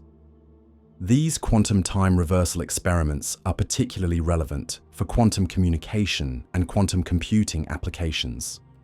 They suggest that quantum information can be protected from certain types of environmental disturbance through time reversal techniques that restore the original quantum state. The field continues to advance toward more practical applications and more extreme demonstrations of apparent light reversal. Recent experiments have achieved time reversal through increasingly complex media over longer distances and with higher fidelity than ever before. Machine learning techniques are being applied to optimize time reversal systems and extend their capabilities beyond what's possible with conventional approaches. Neural networks can learn complex scattering characteristics and generate optimal time reversal patterns for specific applications. The fundamental limits of optical time reversal are still being explored.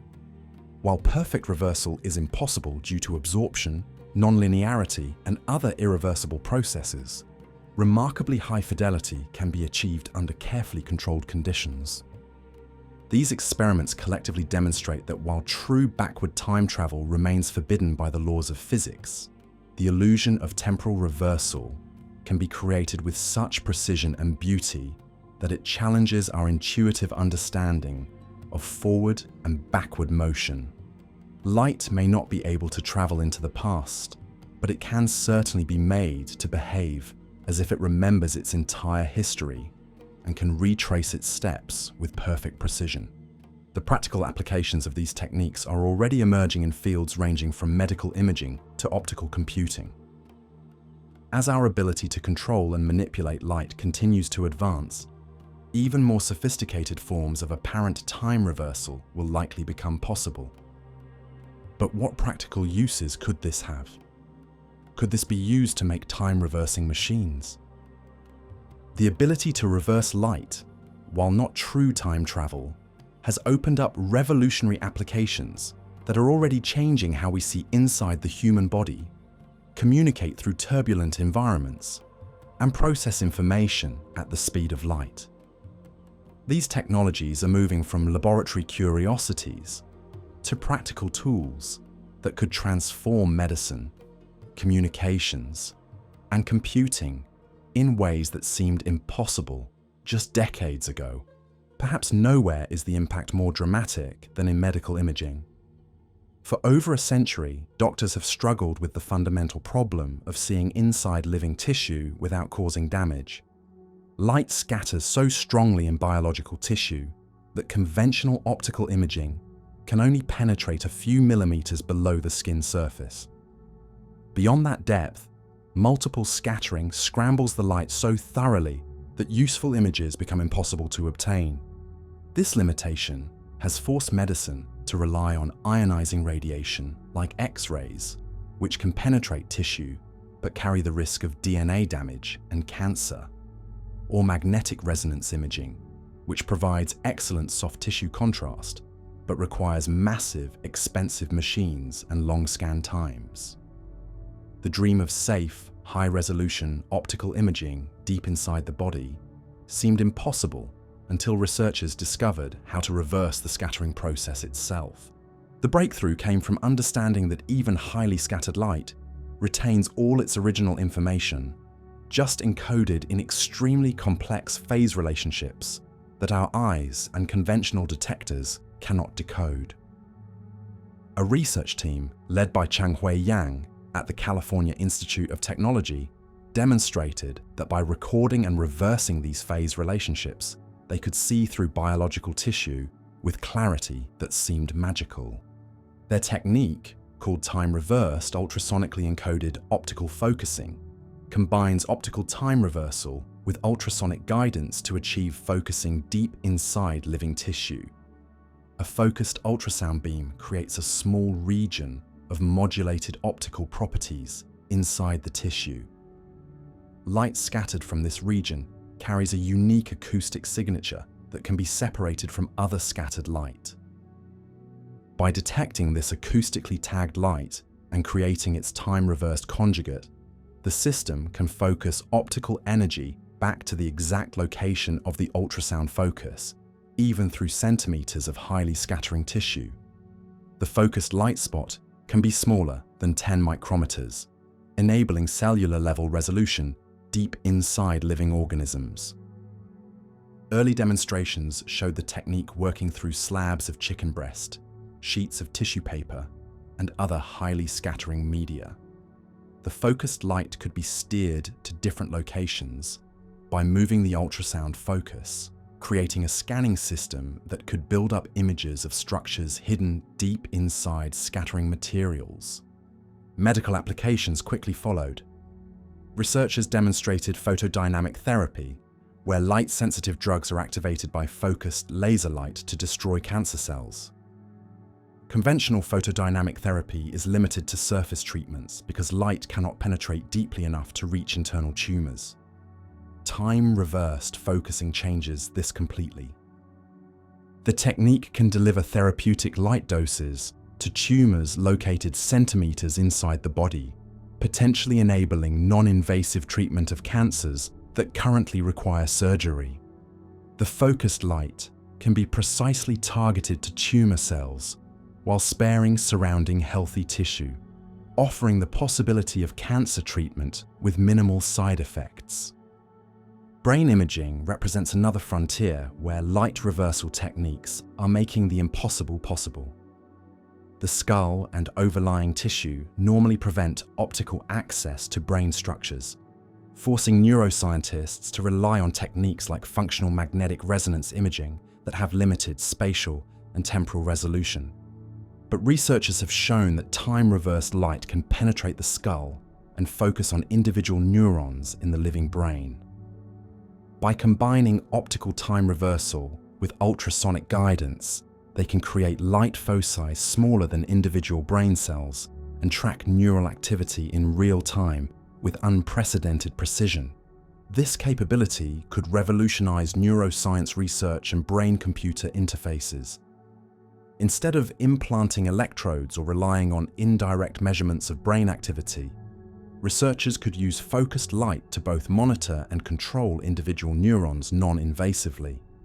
The implications for treating neurological disorders and understanding brain function are profound. Ophthalmology has embraced light reversal techniques for treating vision disorders. The human eye contains naturally occurring turbulent structures, particularly in the vitreous humor that fills the eye cavity. These turbulent regions scatter light and reduce image quality, contributing to vision problems as people age. Adaptive optics systems, originally developed for astronomy, are now being adapted for eye care using phase conjugation principles. These systems measure the optical distortions in a patient's eye and generate corrective light patterns that cancel out the distortions in real time. The result is dramatically improved image quality for both diagnostic imaging and vision correction. Advanced retinal imaging systems using optical time reversal can now see individual photoreceptor cells in the living human eye. This cellular level resolution enables early detection of diseases like macular degeneration and diabetic retinopathy, potentially preventing vision loss through early intervention. Some researchers are developing contact lenses with embedded phase conjugate elements that could provide real-time vision correction that adapts to changing eye conditions. These smart contact lenses would continuously measure optical distortions and apply appropriate corrections, potentially providing better vision than traditional corrective lenses. Beyond medical applications, light reversal techniques are revolutionizing optical communications. Fiber optic networks that span continents face constant challenges from environmental disturbances that degrade signal quality. Temperature fluctuations, mechanical vibrations, and nonlinear effects all introduce distortions that limit communication capacity and reliability. Traditional approaches to these problems rely on electronic signal processing at the receiving end to correct for distortions. But this requires converting optical signals to electronic form, processing them digitally, then converting back to optical form. Each conversion step introduces noise and limits the ultimate performance of the communication system. Optical time reversal enables all optical signal processing that can correct distortions without any electrical conversion. Phase conjugate mirrors placed at strategic locations in fiber networks can undo accumulated distortions and restore signals to their original quality. The corrections happen entirely in the optical domain at the speed of light. Undersea fiber optic cables that carry internet traffic between continents are now incorporating optical phase conjugation to extend their reach and increase their capacity. These cables span thousands of kilometers and accumulate significant distortions along their length. Time reversal techniques can compensate for these distortions, enabling higher data rates and longer transmission distances. Free space optical communication, where laser beams carry information through the atmosphere, faces even greater challenges from atmospheric turbulence.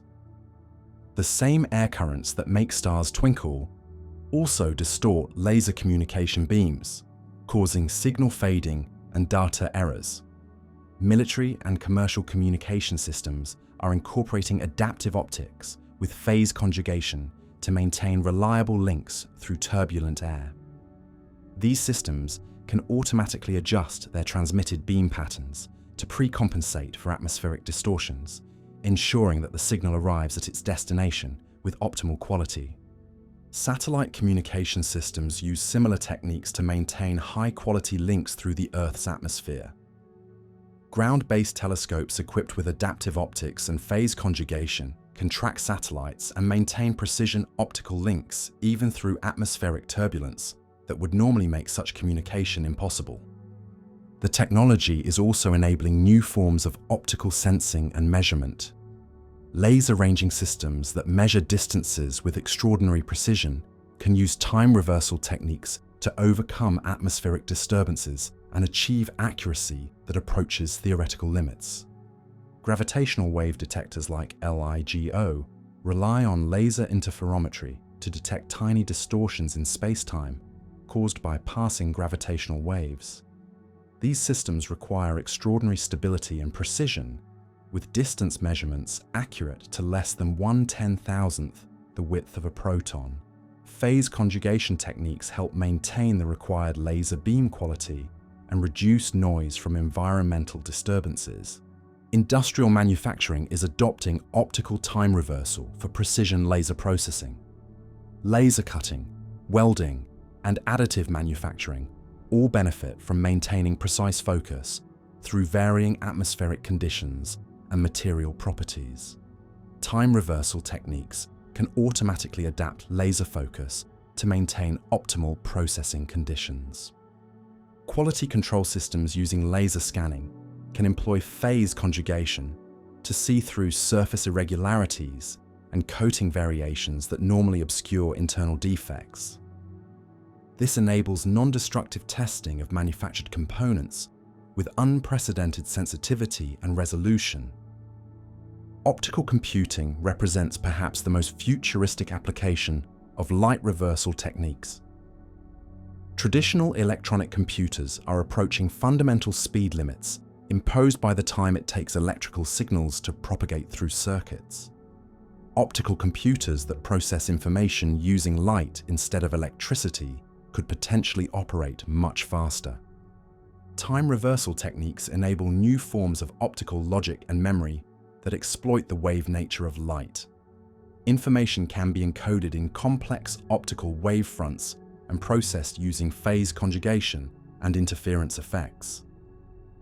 These optical processors can perform certain types of calculations much faster than electronic systems. Pattern recognition, image processing, and optimization problems are particularly well suited to optical computation using time reversal techniques. The natural parallelism of optical wave propagation allows many calculations to be performed simultaneously, potentially offering dramatic speed advantages for specific applications. Quantum computing applications are also emerging. The ability to reverse quantum optical states could provide new approaches to quantum error correction and quantum information processing. Quantum computers are extremely sensitive to environmental noise that can destroy quantum coherence. Time reversal techniques might offer ways to protect quantum information from certain types of disturbance. Research laboratories around the world are developing increasingly sophisticated applications of optical time reversal. Security systems that can see through camouflage and concealment are being explored for defense applications. Art restoration experts are using the technology to see through layers of paint and varnish to reveal hidden images and assess damage.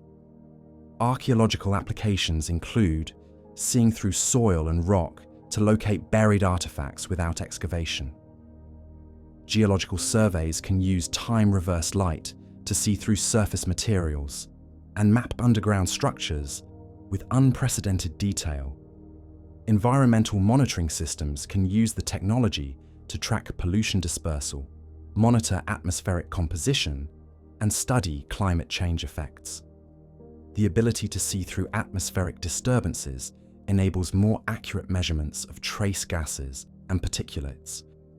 The technology continues to evolve rapidly as researchers develop more efficient methods for generating phase-conjugated light and more sophisticated algorithms for controlling the reversal process. Machine learning techniques are being applied to optimize time reversal systems and extend their capabilities beyond what was thought possible.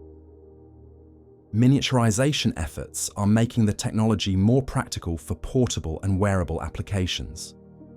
Chip-scale devices that can perform optical time reversal are being developed for integration into smartphones, medical devices, and consumer electronics. Cost reduction remains a major focus as researchers work to make these powerful techniques accessible beyond high-end research and medical applications. As manufacturing volumes increase and component costs decrease, optical time reversal technologies are likely to become commonplace in many areas of technology. The future promises even more dramatic applications as our understanding of light-matter interactions continues to advance. Researchers are exploring combinations of time reversal with metamaterials, quantum effects, and artificial intelligence that could enable capabilities we can barely imagine today. What seemed like magic just a few decades ago, the ability to make light remember its history and retrace its steps through complex media, has become a practical reality that is already improving human health, enabling new forms of communication, and opening up possibilities for computation and sensing that were previously unthinkable. These applications demonstrate that even though true time travel may be impossible, the ability to reverse light in space and undo its interactions with matter provides tools that are transforming science and technology in profound ways. The universe may not permit us to travel into the past, but it does allow us to make light behave as if it can, and that capability is proving to be extraordinarily useful. So can we really say light goes backward? After journeying through mirrors and metamaterials, quantum mechanics and phase conjugation, slow light and stopped light, we arrive at a profound conclusion. Light cannot travel backward in time, but it can create illusions of temporal reversal so convincing and so useful that they challenge our most basic assumptions about the relationship between past and future. The evidence is overwhelming that true backward time travel remains forbidden by the fundamental laws of physics. Einstein's relativity sets absolute speed limits that prevent any signal from traveling faster than light in vacuum. Quantum mechanics enforces linearity principles that make causal paradoxes impossible. Thermodynamics creates an arrow of time that makes complex temporal reversals exponentially unlikely. Yet within these constraints, light exhibits a remarkable flexibility that allows it to behave in ways that seem to violate our intuitive understanding of forward and backward motion. Through careful manipulation of its wave properties, its interactions with matter, and its quantum mechanical nature, we can make light appear to reverse course, undo its history, and even anticipate its own future.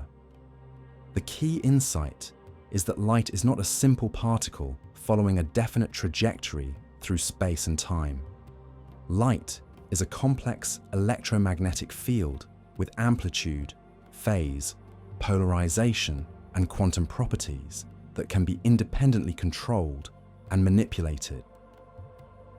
By understanding these properties and their relationships, we can create optical effects that seem impossible, but are actually inevitable consequences of the wave nature of electromagnetic radiation. Consider the hierarchy of reversal effects we've explored. At the simplest level, ordinary mirrors create spatial reversal by reflecting light back along its incoming path. This reversal preserves the time ordering of events, but reverses their spatial sequence. A light pulse that traveled from left to right now travels from right to left, but it still moves forward through time. Retroreflectors extend this concept by creating perfect spatial reversal regardless of the incoming angle. The corner cube retroreflectors sitting on the Moon have been faithfully returning laser pulses to Earth for over 50 years, demonstrating that spatial light reversal can work reliably over astronomical distances and timescales. Metamaterials with negative refractive indices create more exotic forms of spatial reversal where the normal rules of refraction are inverted. Light bends the wrong way at interfaces, creating effects that seem to violate our understanding of how electromagnetic waves should behave.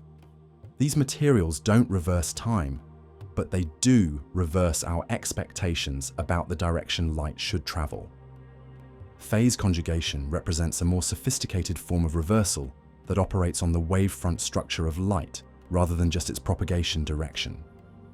Phase conjugate mirrors don't just reflect light, they generate time-reversed replicas that can undo complex distortions and aberrations accumulated during propagation. This creates the illusion that light remembers its entire history and can retrace its steps with perfect fidelity. Quantum mechanical effects add even stranger possibilities. Through interference, entanglement, and superposition, individual photons can exhibit behaviors that seem to challenge causality itself. Delayed choice experiments show that future measurements can appear to influence past events, while quantum erasers demonstrate that information about a photon's history can be retroactively altered. Slow light and stopped light push these quantum effects to macroscopic scales. By coupling light to atomic quantum states, researchers can bring light pulses to a complete stop, store them for extended periods, and then release them in any desired direction. The stored light retains all its original properties, creating the appearance of time suspended and then reversed. But perhaps the most remarkable aspect of these phenomena is their practical utility. Light reversal techniques are not just laboratory curiosities, they are powerful tools that are already revolutionizing medicine, communications, and scientific research.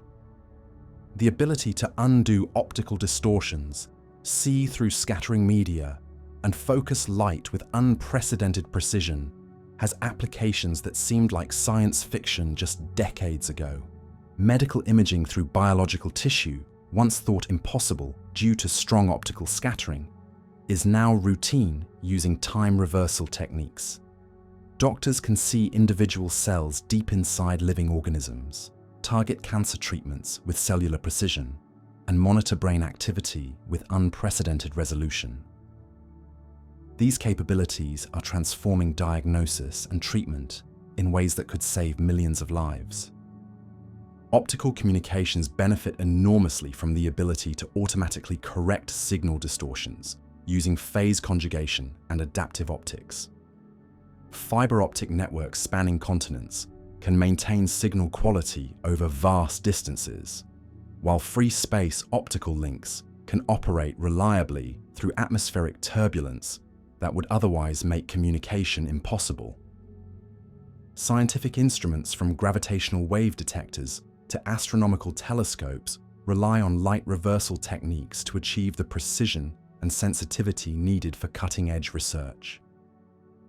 These tools are enabling discoveries about the nature of space, time, and the universe that would be impossible without the ability to control light with extraordinary precision. The theoretical foundations underlying these applications reveal deep connections between seemingly disparate areas of physics. The time reversal symmetry that allows simple mirror reflection also enables complex phase conjugation and quantum interference effects. The same mathematical principles that describe electromagnetic wave propagation also govern the behavior of quantum fields and the structure of space-time itself. These connections suggest that light reversal phenomena are not isolated tricks, but fundamental aspects of how electromagnetic fields interact with matter and space-time. As our understanding of these interactions deepens, even more sophisticated forms of apparent time reversal may become possible. Machine learning and artificial intelligence are already being applied to optimize light reversal systems and discover new techniques that go beyond what human intuition might suggest. Algorithms can learn complex relationships between input and output light patterns, enabling forms of optical control that seemed impossible just a few years ago. Quantum technologies promise to push these capabilities even further. Quantum error correction using optical time reversal could protect fragile quantum states from environmental decoherence.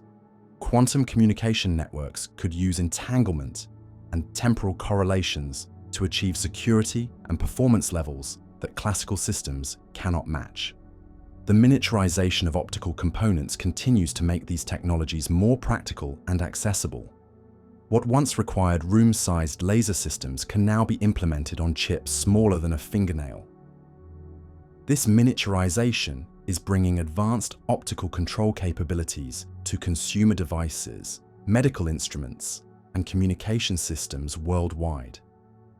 Yet important challenges remain. Most current light reversal techniques work only under carefully controlled laboratory conditions. Making them robust enough for real-world applications requires overcoming issues like environmental stability, component reliability, and cost-effectiveness. Research continues on all these fronts with steady progress toward more practical implementations. The fundamental limits of what's possible with light reversal are still being explored. While perfect reversal is impossible due to absorption, noise, and other irreversible processes, the achievable fidelity continues to improve as techniques become more sophisticated. The gap between theoretical possibilities and practical achievements continues to narrow. Looking toward the future, several emerging technologies could dramatically expand the capabilities of light reversal systems. Metamaterials with time-varying properties could enable temporal as well as spatial manipulation of light propagation. Quantum dots and other nanoscale structures could provide new ways to couple light with matter. Artificial intelligence could discover optimization strategies that exceed human intuition. The integration of light reversal with other advanced technologies promises to create hybrid systems with unprecedented capabilities, combining phase conjugation with metamaterials, quantum optics with machine learning, and optical time reversal with gravitational wave detection could lead to breakthroughs that are difficult to imagine today. But perhaps the most profound impact of light reversal research has been on our understanding of time itself. These investigations have revealed that our intuitive concepts of forward and backward, past and future, cause and effect are approximations that break down when examined closely at the quantum level. The universe permits remarkable flexibility in how events can be ordered and how information can flow between different times and locations. While true causal paradoxes remain forbidden, the boundary between possible and impossible is far more subtle and interesting than our everyday experience suggests. This flexibility doesn't undermine the rational structure of physics, it enriches it.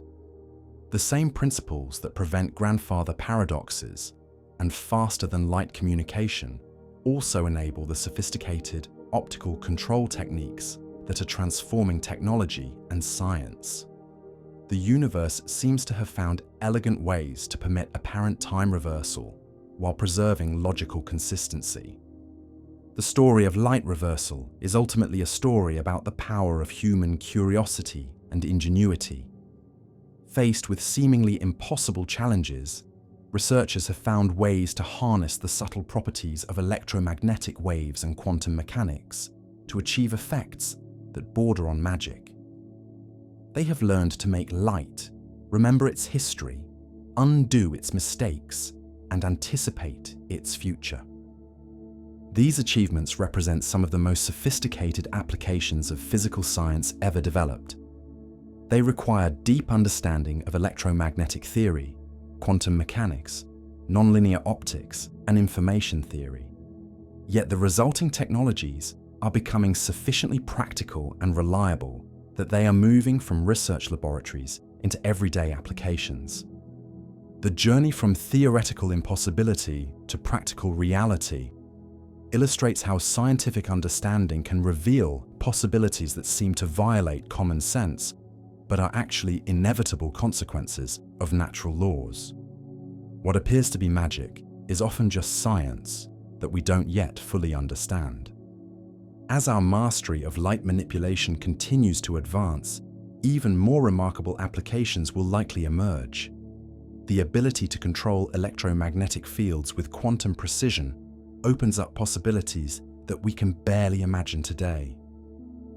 Future technologies may make current achievements seem primitive by comparison, but regardless of how far these technologies advance, they will always be constrained by the fundamental laws that govern our universe.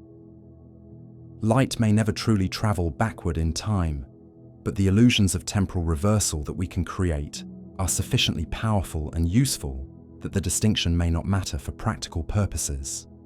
The universe has provided us with electromagnetic phenomena rich enough to enable apparent time travel without the logical paradoxes that true time travel would create. In doing so, it has given us tools for understanding, manipulating, and benefiting from the deepest properties of light, matter, space, and time. Light doesn't reverse time, but it can fool it so convincingly that we can accomplish things that seemed impossible. And in a universe full of wonders and mysteries, that may be magic enough. Trick the light, not the universe. We began this journey with a simple question: can light be tricked into going backwards?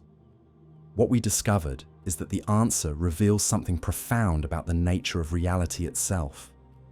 Light may never truly go backward in time, but with mirrors, metamaterials, and quantum tricks, we can bend its path, reverse its phase, and challenge its story in ways that push the boundaries of what seems possible. The universe, it turns out, is far more flexible and far more clever than our everyday experience suggests. While it maintains ironclad rules that prevent logical paradoxes and causal violations, it also provides remarkable freedom for manipulating the flow of information and energy through space and time. Light cannot escape the fundamental constraints of relativity and quantum mechanics. But within those constraints, it can behave in ways that seem magical. Every photon streaming from your screen right now carries with it the potential for extraordinary manipulation. It could be slowed to a crawl, stopped completely, stored in atomic quantum states, and released in any direction we choose. It could be phase conjugated to remember and retrace its entire history through complex media. It could be quantum entangled with distant partners, creating correlations that transcend space and time. These are not distant theoretical possibilities, but present-day realities happening in laboratories and applications around the world. The techniques we've explored are already saving lives through advanced medical imaging, enabling global communications through atmospheric turbulence, and revealing the deepest secrets of the universe through precision scientific instruments. The story of light reversal is ultimately a story about human curiosity, confronting the impossible, and finding ways to make it possible. Faced with the absolute prohibition against backward time travel, researchers discovered that apparent time travel could be achieved through clever manipulation of electromagnetic waves. Denied true temporal paradoxes, they created spatial and quantum effects that are equally mind-bending and far more useful. This achievement represents one of the great triumphs of scientific understanding. By comprehending the deep mathematical structure underlying electromagnetic phenomena, quantum mechanics, and the geometry of space-time, we have learned to work with natural laws rather than against them. We have found ways to achieve our goals that respect physical constraints while transcending our limitations. The techniques that seemed impossible when we started this exploration, making light remember its past, anticipate its future, and undo its mistakes have become routine tools in the hands of skilled researchers. What once required the resources of major research institutions can now be implemented on tabletop experiments or even integrated into portable devices. But perhaps most remarkably, these advances have revealed that our intuitive understanding of forward and backward, past and future, cause and effect are approximations that break down when examined closely. The microscopic world operates by rules that are far more subtle and far more interesting than our everyday experience suggests. Quantum mechanics shows us a universe where particles can be in multiple places simultaneously, where measurement can retroactively determine past events, and where distant objects can be instantaneously correlated.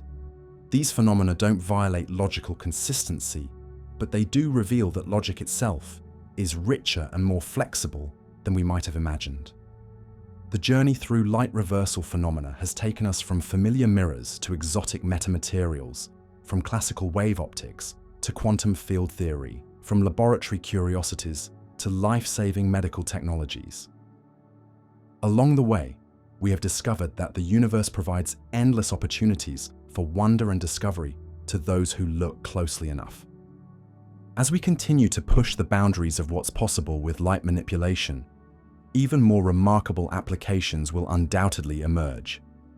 The combination of advancing technology, deepening scientific understanding, and human creativity promises discoveries that we can barely imagine today. Future researchers may develop techniques that make our current achievements seem primitive. They may find ways to manipulate light that exploit physical principles we haven't yet discovered. They may create applications that solve problems we don't yet know how to formulate. But whatever advances lie ahead, they will build on the foundation of understanding that recognizes both the possibilities and the limitations imposed by natural laws. The universe sets rules, but within those rules, there is extraordinary freedom for creativity and achievement. The story of light reversal teaches us that impossibility is often just a challenge, waiting for sufficient understanding and ingenuity.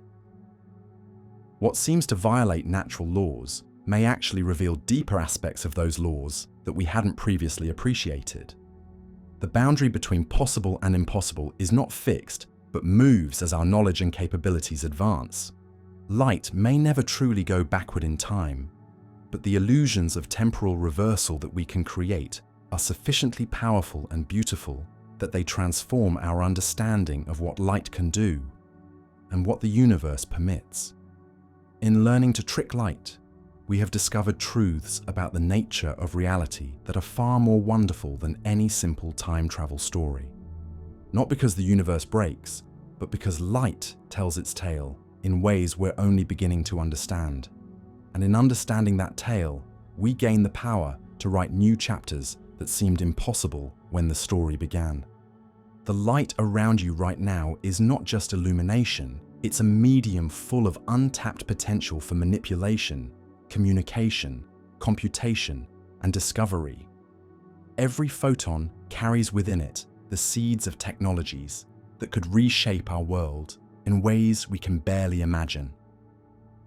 The universe has given us electromagnetic phenomena rich enough to create apparent time travel without the paradoxes, powerful enough to see inside living tissue without damage, and flexible enough to process information at the speed of light. In return, all it asks is that we respect the rules that make rational inquiry possible in the first place. That seems like a fair bargain. We get to trick the light while the universe maintains its logical integrity. We get to achieve the impossible while reality remains consistent and comprehensible. We get to push the boundaries of what's possible, while the fundamental structure that makes science possible remains intact. In the end, the question of whether light can go backward has led us to something far more valuable than a simple yes or no answer. It has led us to a deeper appreciation of the richness and subtlety of the physical world, the power of human understanding to transcend apparent limitations, and the endless potential for discovery that awaits those bold enough to ask impossible questions. Light doesn't reverse time, but it can fool it so convincingly that we can accomplish miracles. And in a universe full of wonders waiting to be discovered, that may be the greatest magic of all.